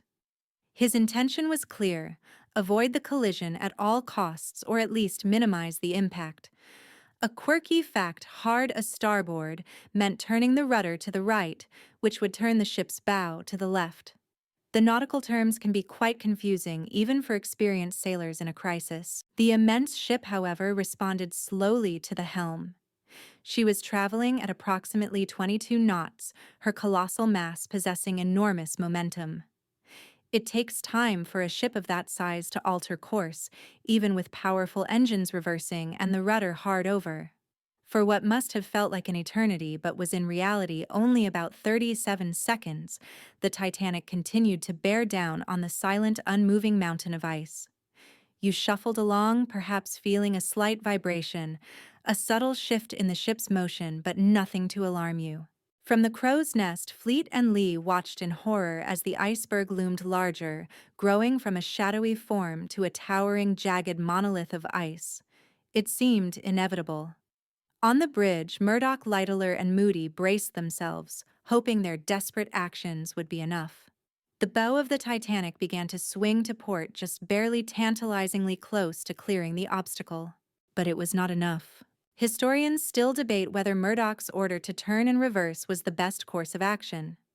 Some argue that simply maintaining speed and hitting the iceberg head-on might have crushed the first few watertight compartments, but potentially kept the ship afloat by distributing the impact more evenly along the stronger bow structure. Instead, the turning maneuver exposed the ship's long, relatively vulnerable side to the jagged underwater spur of the iceberg. It's like swerving to avoid a small obstacle on the road only to hit a much bigger one sideways. The moment of truth arrived. The chilling cry of "iceberg ahead" had marked the beginning of the end for the unsinkable ship. The collision was imminent, and the lives of over 200 souls were about to be irrevocably altered by a silent ancient berg that had drifted from the Arctic's frozen heart. The stage was set for the impact, a sound and sensation that would be strangely subtle to many, yet devastatingly effective. The lookout's desperate cry of "iceberg right ahead" and First Officer Murdoch's frantic commands set in motion a sequence of events that culminated in the unavoidable. At 11:40 p.m., the Titanic, still attempting to turn, made contact with the massive iceberg, yet for many aboard, the impact, a gentle jolt, was surprisingly subtle, almost imperceptible. Imagine being in a large, moving building and feeling a slight shudder like a truck rumbling past outside rather than a catastrophic crash. That's how deceptively quiet and understated the moment of impact was for hundreds of sleeping passengers. On the bridge, Murdoch, Lightoller, and Moody felt a distinct grinding sensation, a jarring vibration that ran through the colossal ship. They knew instantly that they had hit something significant. Down in the boiler rooms, the stokers and firemen described a slight lurch, then a sound like tearing cloth, or a massive, prolonged ripping noise that vibrated through the very decks beneath their feet. In some areas, passengers reported a slight shudder like the ship gently running over a ripple or the scraping of a chain. Some heard a muffled bump or a low grinding sound. Others, sound asleep in their beds, felt nothing at all, and were only awakened by the sudden silence as the engines, now reversed, briefly cut off their familiar thrumming. The iceberg, it turns out, didn't create a massive hole in the ship's bow. Instead, its jagged underwater spur scraped along the starboard side of the hull, creating a series of 6 narrow but critical gashes, or punctures, below the waterline. These weren't gaping wounds, but rather slim openings, often no wider than a dinner plate, extending over a length of approximately 200 to 250 feet. It was a bit like a giant invisible can opener running along the side of the ship, silently tearing seams. This long, glancing blow proved to be far more damaging than a head-on collision might have been, as it affected multiple watertight compartments. Water immediately began pouring into the ship's forepeak.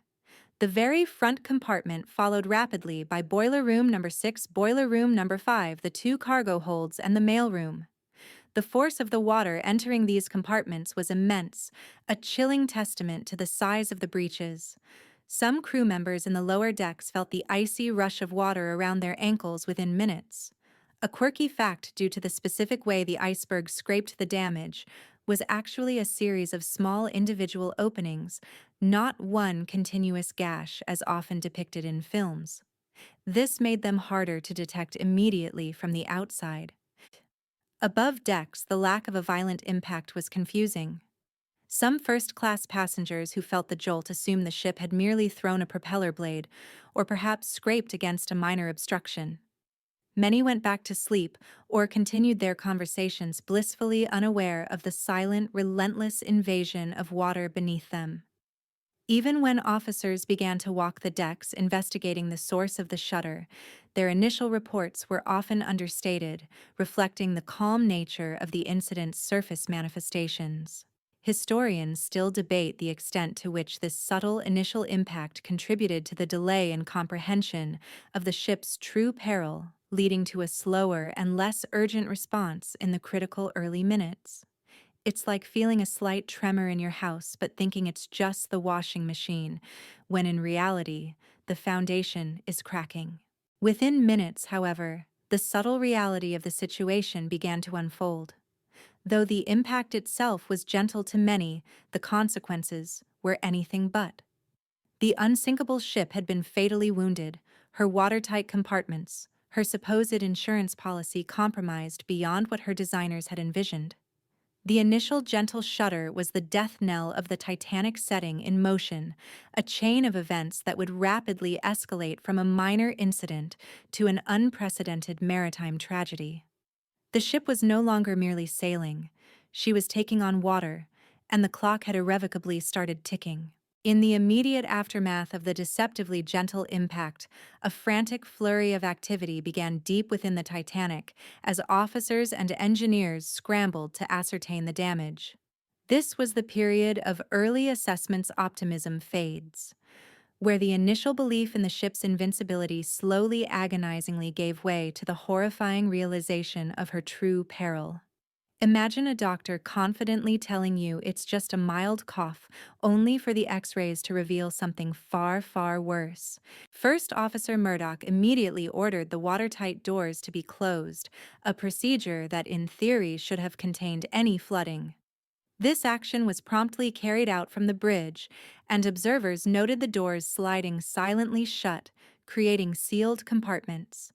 Down in the boiler rooms, engineers and firemen, ankle-deep in icy water that was rapidly rising, desperately tried to pump it out, but it was a losing battle. The sheer volume of incoming water overwhelmed the pumps. Captain Smith, alerted by the jarring sensation, rushed to the bridge. Murdoch briefed him, explaining the collision. Smith then dispatched Fourth Officer Joseph Boxhall to inspect the forward part of the ship, and later the ship's designer Thomas Andrews, who was traveling on board, was summoned. Andrews, a calm and precise man, accompanied Captain Smith and others for a thorough inspection of the damaged compartments. This was the moment of truth where engineering knowledge met grim reality. What Andrews discovered was catastrophic. Water was pouring into the first 5 compartments, far more than the ship was designed to withstand. The Titanic's design could have survived 4 flooded compartments, but not 5, and certainly not 6, as was quickly becoming apparent. As the water filled these forward sections, the ship's bow began to slowly settle lower into the water. Andrews performed quick calculations, drawing upon his intimate knowledge of the ship's blueprints. The numbers told a horrifying tale. He returned to the bridge grim-faced and delivered the devastating news to Captain Smith. "The ship is doomed." He reportedly stated, his voice calm but resolute. He estimated she had at best an hour and a half, possibly 2, before she would sink. This was the moment optimism utterly collapsed, replaced by a chilling certainty. Imagine being told that the supposedly unsinkable object you are standing on miles from land has only minutes left to live. A quirky fact: Thomas Andrews was reportedly very quiet and methodical in his assessment, even as he delivered the dire news, reflecting his engineering temperament even in the face of disaster. Captain Smith, a seasoned mariner who had never lost a ship, was reportedly stunned by the news. The implications were unfathomable. He immediately ordered the wireless operators Jack Phillips and Harold Bride to begin sending out the International Distress Signal (CQD), and later the newer SOS, repeatedly giving the ship's position. This marked the official transition from an unfortunate incident to a desperate fight for survival. Historians still debate the initial delay in sending out distress calls, with some arguing that the initial optimism and belief in the ship's resilience led to precious minutes being lost. It's like waiting for undeniable proof your house is on fire before calling the fire department, even when you can smell smoke. The realization that the unsinkable Titanic was in fact sinking began to filter through the crew, though it was carefully guarded from the passengers initially. The first order was to uncover the lifeboats, a seemingly innocuous instruction to those unaware of the gravity of the situation. But for those who knew, it was a terrifying confirmation of the ship's impending doom. The dream of invincibility had shattered, and the cold, dark reality of the North Atlantic was rapidly asserting its power. The next horrifying task would be to awaken the passengers and begin the impossible process of evacuation. With the grim reality of the Titanic's impending doom confirmed by Thomas Andrews, Captain Smith faced the most agonizing decision of his career: to begin the evacuation. This was the moment, the chilling order. Women and children first. The boats. was given a phrase that would forever be synonymous with the disaster guiding the desperate, often chaotic loading of the lifeboats. Imagine the sheer terror and confusion of being roused from your sleep, told to dress warmly, and then confronted with the unthinkable, the unsinkable ship is going down. The call to awaken passengers began around 12:05 am, just 25 minutes after the collision. Stewards went door to door instructing passengers to put on their life belts and come up to the boat deck. Initially, many passengers were reluctant to leave their warm cabins, either not feeling the impact or simply disbelieving the gravity of the situation. The air was cold, and the ship with its lights still blazing seemed perfectly safe. It was difficult for them to comprehend that this marvel of engineering was actually sinking. It's a bit like being told to evacuate a perfectly normal-looking luxurious hotel because of an invisible problem in the basement. You'd be skeptical, wouldn't you? On the boat deck, the scene was one of controlled, though sometimes desperate chaos. The ship carried only 20 lifeboats with a total capacity for 178 people. This was tragically insufficient for the more than 2,200 souls on board. This glaring discrepancy, a result of outdated regulations and the belief that the ship itself was the ultimate lifeboat, would prove to be a fatal flaw. Historians still debate the specific reasons for this lack of lifeboat capacity, with some arguing it was a cost-saving measure, while others contend it simply met the legal requirements of the day, which were woefully inadequate for a ship of the Titanic's size. Officers following Captain Smith's orders began loading the boats, prioritizing women and children. This directive, while a traditional maritime protocol, led to heartbreaking separations and, in some cases, confusion. Some men like John Jacob Astor put their wives into lifeboats knowing they might never see them again. Others, like Isidor Straus, famously refused to enter a boat before younger men, stating, "I will not go before other men." His wife Ida then famously chose to remain with him, saying, "Where you go, I go." A truly poignant moment. The loading process was slow and often hesitant. Many lifeboats were launched far from their full capacity, sometimes with fewer than half their seats filled. This was due to several factors: the initial reluctance of passengers to board, fear of lowering the boats down the immense height to the water, the lack of sufficient training for some crew members, and the strict adherence to the women and children first rule, which sometimes left empty seats if no more women and children were immediately present. Imagine seeing a lifeboat lowered and it's only half full while hundreds still remain on deck. It must have been infuriating for those left behind.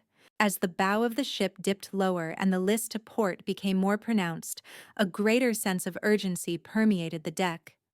The sound of steam escaping from the funnels, a deafening roar like 100 locomotives, added to the terrifying atmosphere.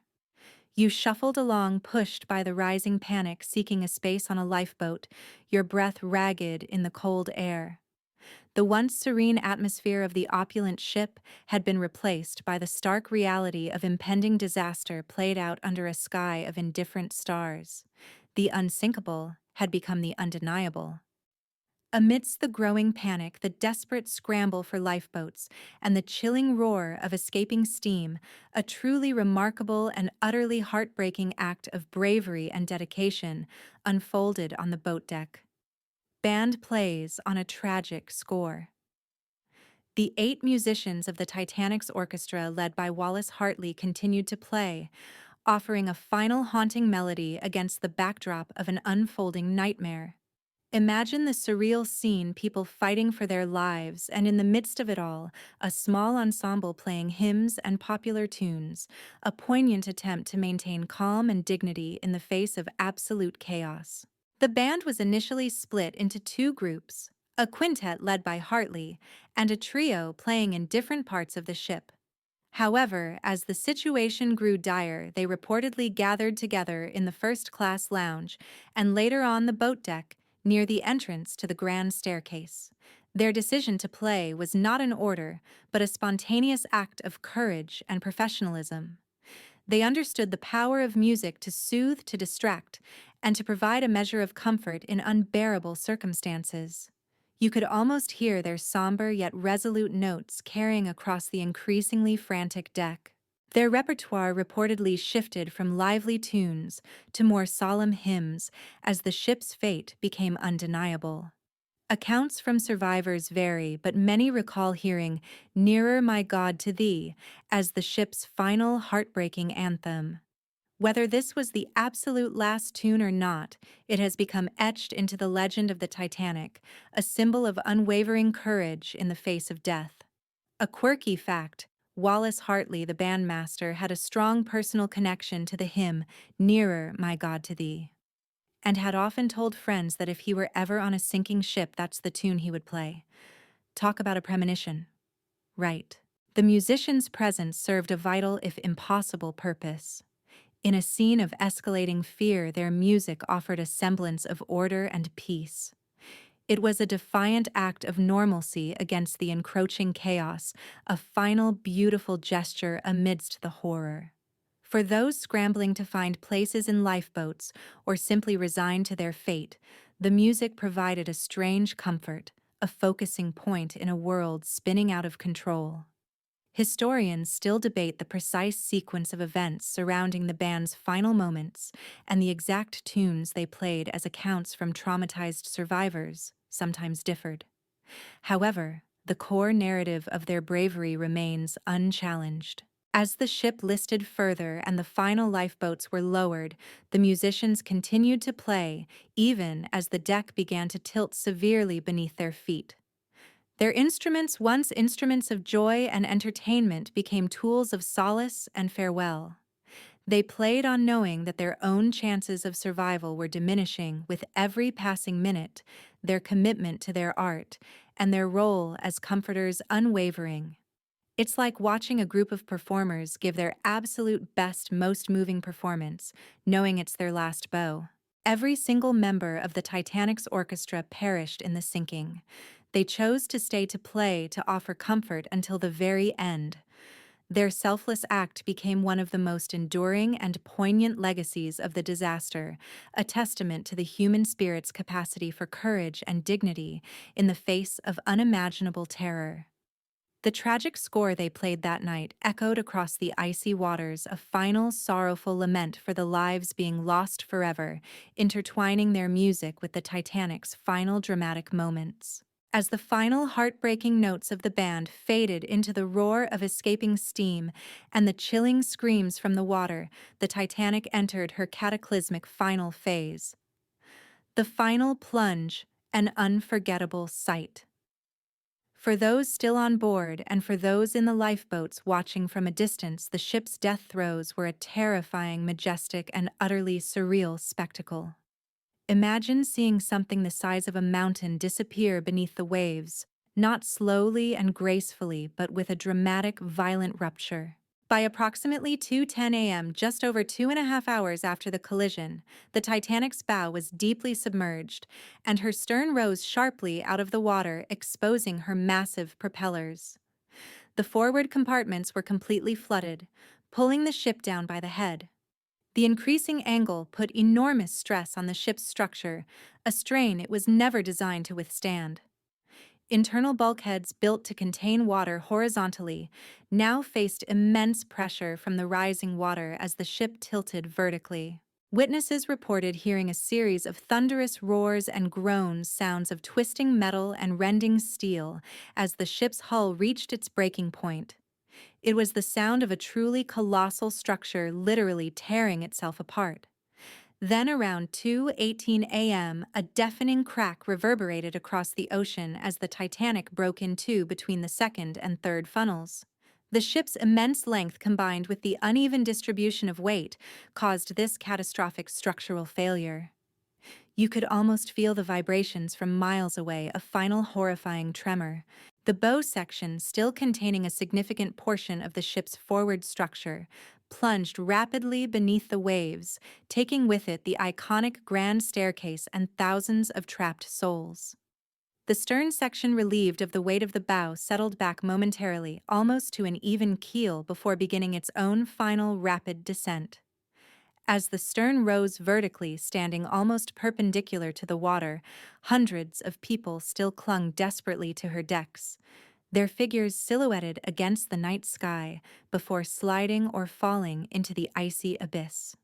It's a bit like watching a giant, impossibly slow-motion roller coaster cart tilt, completely upright before plummeting down.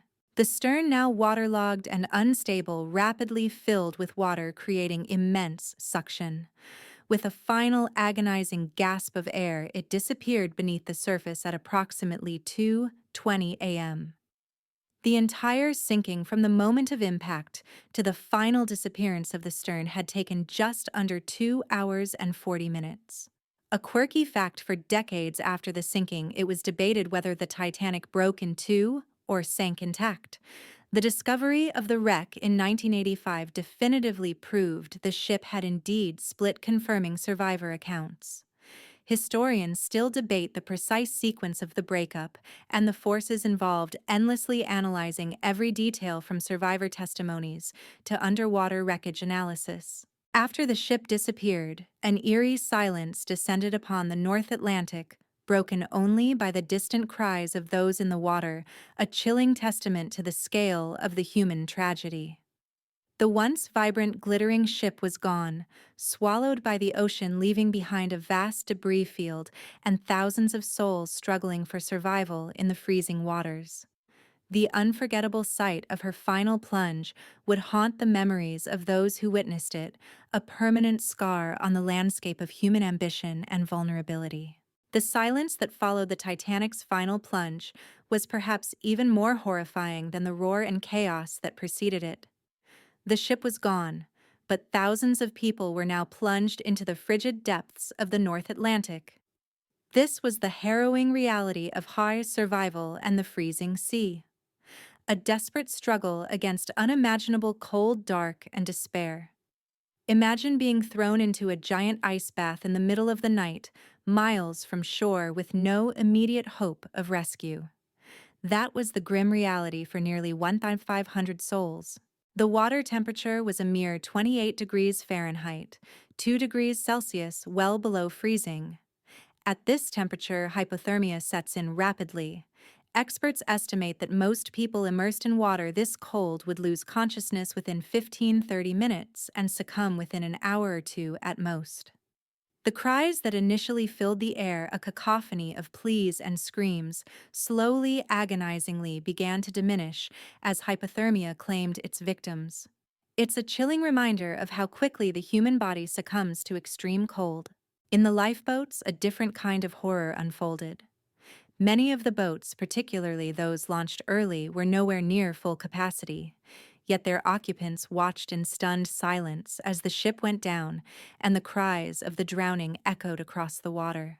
Some survivors in the boats later spoke of the agonizing decision not to return to pick up more people, fearing that swamped boats would simply capsize, adding more victims to the icy grip of the ocean. This decision, born of panic and self-preservation, would haunt many for the rest of their lives. A quirky fact: one of the lifeboat's collapsible A was severely swamped during the final moments, and its occupants ended up standing in ankle-deep water in the freezing boat for hours. Chief Officer Lightoller, who had been swept into the water as the ship went down miraculously, found himself clinging to an overturned collapsible lifeboat, Collapsible B, along with about 30 other men. They spent hours balanced precariously on the upturned hull, exposed to the elements, fighting to stay alive. This was a testament to sheer human will, battling the cold and exhaustion, knowing that a single slip meant certain death. You shuffled along, not in a lifeboat, but fighting for every breath, every second of consciousness. The sheer scale of the debris field was immense, stretching for miles, filled with wreckage bodies, and those still clinging to anything that floated, desperately hoping for a miracle. Life belts, while providing buoyancy, offered little protection against the brutal cold. The few who were pulled from the water by the lifeboats were often barely alive, their bodies rigid with cold, requiring immediate and intensive care. Historians still debate the ethical implications of the lifeboats not returning to the scene of the sinking, with some arguing that more lives could have been saved, while others emphasize the legitimate fear of being swamped by desperate swimmers. It's like being in a rescue helicopter and seeing people stranded but knowing that landing would endanger everyone. A truly impossible choice. As the hours dragged on, the sky slowly began to lighten, revealing a chilling tableau, a vast calm ocean dotted with lifeboats, and the silent, grim evidence of the night's tragedy. The cries had ceased, replaced by an eerie silence, broken only by the lapping of water against the boats. The ordeal in the freezing sea was a testament to the brutal indifference of nature and the profound fragility of human life, even in the face of the most advanced technology. All eyes now turned to the horizon, a desperate vigil for any sign of salvation. As the first faint streaks of dawn began to paint the eastern sky on April 15, 1912, a new hope flickered among the shivering survivors in the lifeboats. Their desperate vigil hours spent adrift on the frigid, debris-strewn ocean finally yielded a tangible sign of salvation. Carpathia to the rescue.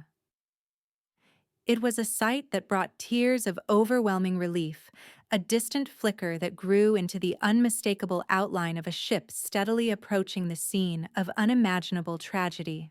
The Cunard liner RMS Carpathia, under the command of Captain Arthur Henry Rostron, had received the Titanic's distress calls around 12:20 a.m. Though her wireless operator Harold Cottam had initially dismissed the garbled message as a joke, he quickly realized the gravity of the situation when the frantic SOS signals continued. Rostron, a meticulous and highly respected captain, immediately changed course, ordering his ship to proceed at her maximum possible speed, a perilous dash through waters known for ice. Imagine pushing your car to its absolute limit through a treacherous, winding road in the dead of night, knowing lives depend on your speed. That's what Rostron did.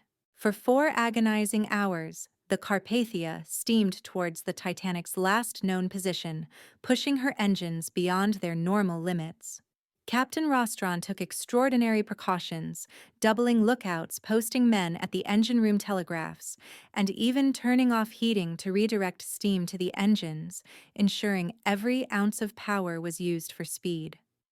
He also began preparing his ship for the grim task of rescue, getting blankets, hot drinks, and medical supplies ready, and preparing gangways and hoisting equipment. He knew this wasn't going to be a simple rescue. As the Carpathia finally arrived on the scene around 4:00 a.m., the rising sun revealed the horrific tableau. The vast, placid ocean was dotted with lifeboats and choked with the grim evidence of the disaster debris, furniture, and bodies still floating in their lifebelts. The silence after hours of distant cries was now profound and chilling. The Carpathia's crew and passengers were aghast at the sight, many openly weeping as the scale of the catastrophe became apparent. A quirky fact: among the Carpathia's passengers were several prominent artists and photographers, whose eyewitness accounts and sketches would later provide invaluable documentation of the rescue. The rescue operation was painstaking and slow. Each lifeboat had to be carefully maneuvered alongside the much larger Carpathia, and the exhausted hypothermic survivors, many barely able to move, had to be helped aboard. Women and children were prioritized, pulled up by ropes or helped up ladders. Many were barely conscious, shivering uncontrollably, their faces etched with shock and grief. It was a truly heartbreaking sight, a desperate human chain extending from the freezing boats to the warmth of the rescue ship. You shuffle along numb with cold and shock, barely able to register the faces of your rescuers. By 8:30 a.m., the last survivor had been brought aboard, and the Carpathia had taken on 705 people. Captain Rostron then ordered a final circle of the debris field, but finding no further signs of life, he set course for New York. The task of identifying survivors, providing medical care, and listening to their harrowing tales began. Historians still debate the efficiency of the rescue operation, with some pointing to the underfilled lifeboats and the slow pace of recovery. as areas where more lives might have been saved, while others emphasize the unprecedented nature of the disaster and the immense challenges faced by the rescuers. The Carpathia's valiant dash across the ice-strewn sea and her crew's tireless efforts represented a beacon of hope in the darkest of hours. She became the unlikely ark carrying the few survivors of the Titanic's ill-fated maiden voyage to safety, forever linking her name with the greatest maritime tragedy of the age. As the Carpathia steamed towards New York, laden with a mix of shell-shocked survivors and their grim stories, the world slowly began to grapple with the unimaginable, the Yihye. Aftermath news spreads, like wildfire igniting shockwaves that rippled across continents. The initial fragmented wireless reports were met with disbelief, then horror as the full magnitude of the Titanic disaster became terrifyingly clear. Imagine waking up to headlines that declare an unsinkable marvel has vanished, taking thousands of lives with it. That was the raw, visceral impact of the news. The first tantalizingly incomplete reports began trickling in on Monday, April 15th. Initially, the public and the press were reassured. Early messages from other ships suggested the Titanic was merely damaged, but afloat, or that all passengers had been transferred to other vessels. White Star Line, perhaps, in an attempt to control the narrative, or genuinely lacking full information, initially released reassuring statements. You could almost feel the collective sigh of relief around the world. But this calm was tragically short-lived. As the Carpathia neared New York, her wireless operators began transmitting the lists of survivors, a painstaking process often interrupted by interference and the sheer volume of inquiries from land. These lists, once received by anxious relatives and news agencies, were devastating. The absence of names spoke volumes, turning hope into despair for countless families. The lists were rushed to print, posted in newspaper offices, and read aloud in hushed tones, each name representing a shattered life, a missing loved one. It's like watching a real-time list of disaster victims update with your own family's name conspicuously absent. When the Carpathia finally docked in New York late on the night of April 18th, the pier was thronged with thousands of grieving relatives, reporters, and curious onlookers. The scene was chaotic, a mixture of tearful reunions and heart-wrenching confirmations of loss. Survivors, often barely coherent from trauma and exposure, were whisked away to hospitals or reunited with family. Their first-hand accounts, though often fragmented and harrowing, provided the raw material for the front-page stories that dominated every newspaper for days, even weeks afterward. The news of the sinking sparked an unprecedented outpouring of grief and outrage worldwide. Memorials were held, funds were established for survivors and victims' families, and songs and poems were written. The unsinkable ship, a symbol of human technological triumph, had been utterly humbled by nature, shaking the very foundations of public confidence in modern engineering. It was a profound psychological blow, a realization that even the grandest human endeavors could fail spectacularly and tragically. A quirky fact: the news of the Titanic disaster was reportedly confirmed to J.P. Morgan, who owned the White Star Line, while he was vacationing on a yacht in Egypt. He reportedly just sighed and said, "I thought she was unsinkable." The disaster also exposed the stark class divisions of the era. Statistics quickly emerged showing a horrifying disparity in survival rates. First-class women and children had the highest survival rates, while third-class men had the lowest. This ignited fierce public debate and moral outrage, forcing a critical examination of social inequalities and outdated safety regulations. Historians still debate the extent to which the class system, rather than just the lack of lifeboats, contributed to the varying survival rates. It's like discovering that in a crisis, the VIPs always get the best escape routes. The aftermath was more than just shock. It was a global reckoning. The loss of the Titanic wasn't just a maritime tragedy. It was a cultural touchstone, forcing society to confront its hubris and demand fundamental changes to ensure such a catastrophe could never happen again. The world collectively held its breath, grieved its dead, and began to ask difficult questions about responsibility, safety, and the limits of human ambition. In the searing light of the global outrage and grief following the Titanic disaster, the immediate priority became understanding why such an unthinkable tragedy had occurred. This led directly to intense and widespread inquiries and new regulations. A series of investigations designed to uncover the truth and ensure that such a catastrophe could never, ever happen again. Imagine the world holding its breath, demanding answers, and lawmakers scrambling to prevent a repeat. Two major official inquiries were launched almost immediately, one in the United States headed by Senator William Alden Smith, and another in the United Kingdom led by Lord Mersey. These investigations were exhaustive, calling hundreds of witnesses from surviving crew members and passengers to shipbuilding experts, wireless operators, and White Star Line officials. Every detail from the ship's construction and speed to the lifeboat loading procedures and the handling of ice warnings was scrutinized. You could feel the weight of public expectation on these investigations, a desperate need for accountability and change. The U.S. Senate inquiry, though sometimes criticized for its sensationalist approach and lack of deep maritime expertise, was swift and impactful. Senator Smith aggressively questioned witnesses, often grilling them for hours, determined to uncover any negligence or oversight. The British inquiry, while more formal and technically detailed, also meticulously examined all aspects of the sinking. Both inquiries ultimately concluded that the Titanic's collision with the iceberg was the direct cause of the sinking, but they also highlighted critical contributing factors. Key among these findings was the woefully inadequate number of lifeboats. The Titanic, though considered state-of-the-art, carried only enough lifeboats for about half of her total passenger and crew capacity, which shockingly met the outdated Board of Trade regulations of the time.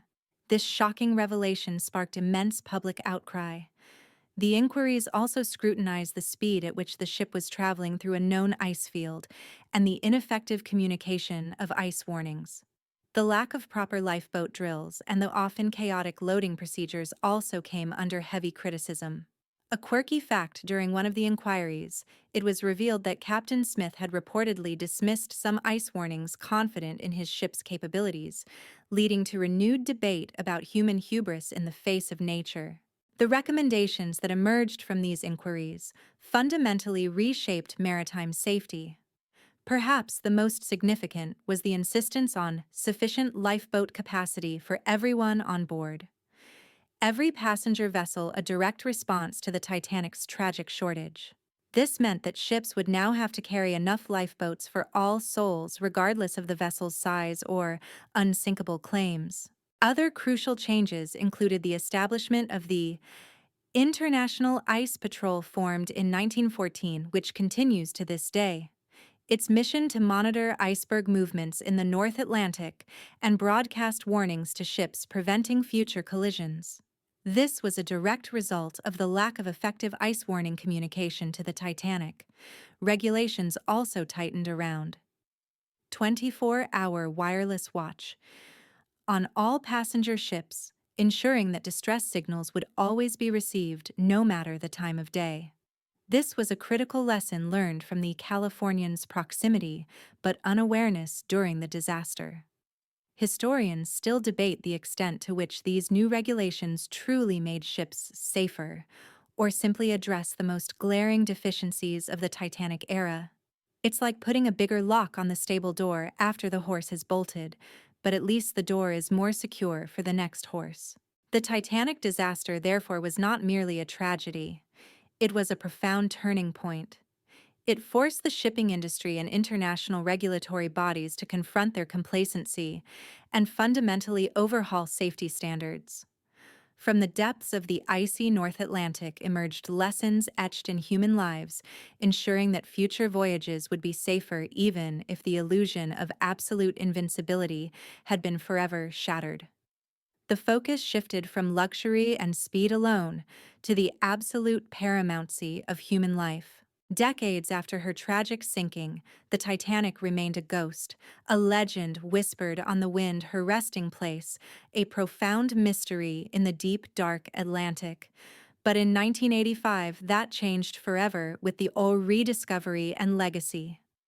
The moment the first blurry images of her boiler came into view on a remote-controlled camera marked a monumental shift, transforming her from a theoretical loss into a tangible, haunting presence on the ocean floor. Imagine seeing a mythical beast emerge from the shadows. Only this beast is a monument to human ambition and vulnerability, perfectly preserved by the crushing cold and darkness. For 73 years, the precise location of the Titanic remained unknown despite numerous expeditions. The vastness of the Atlantic, combined with the technological limitations of the time, meant she was effectively lost to history. But then, on September 1st, 1985, a joint American-French expedition led by Dr. Robert Ballard and Jean-Louis Michel, using a remotely operated underwater vehicle called Argo, finally found her. The discovery was not of a majestic, intact ship, as many had hoped, but of two main sections, the bow and the stern, lying over a third of a mile apart, surrounded by a vast debris field. This confirmed the harrowing survivor accounts of the ship breaking in two during its final plunge. You could almost hear the collective gasp of the world as those first grainy images flickered across television screens. The discovery of the wreck fueled a renewed global fascination with the Titanic. Expeditions followed, sending submersibles down to the abyssal plain, capturing incredible footage and detailed imagery of the ship's remains. The luxurious interiors, once vibrant with life, were now eerily silent, covered in a fine layer of marine snow. Elegant chandeliers lay twisted, grand pianos were reduced to ghostly forms, and thousands of personal artifacts, shoes, dishes, jewelry, lay scattered on the seabed, haunting remnants of lives abruptly ended. It's like exploring a perfectly preserved ancient ruin, only this one is at the bottom of the ocean, a monument to a modern tragedy.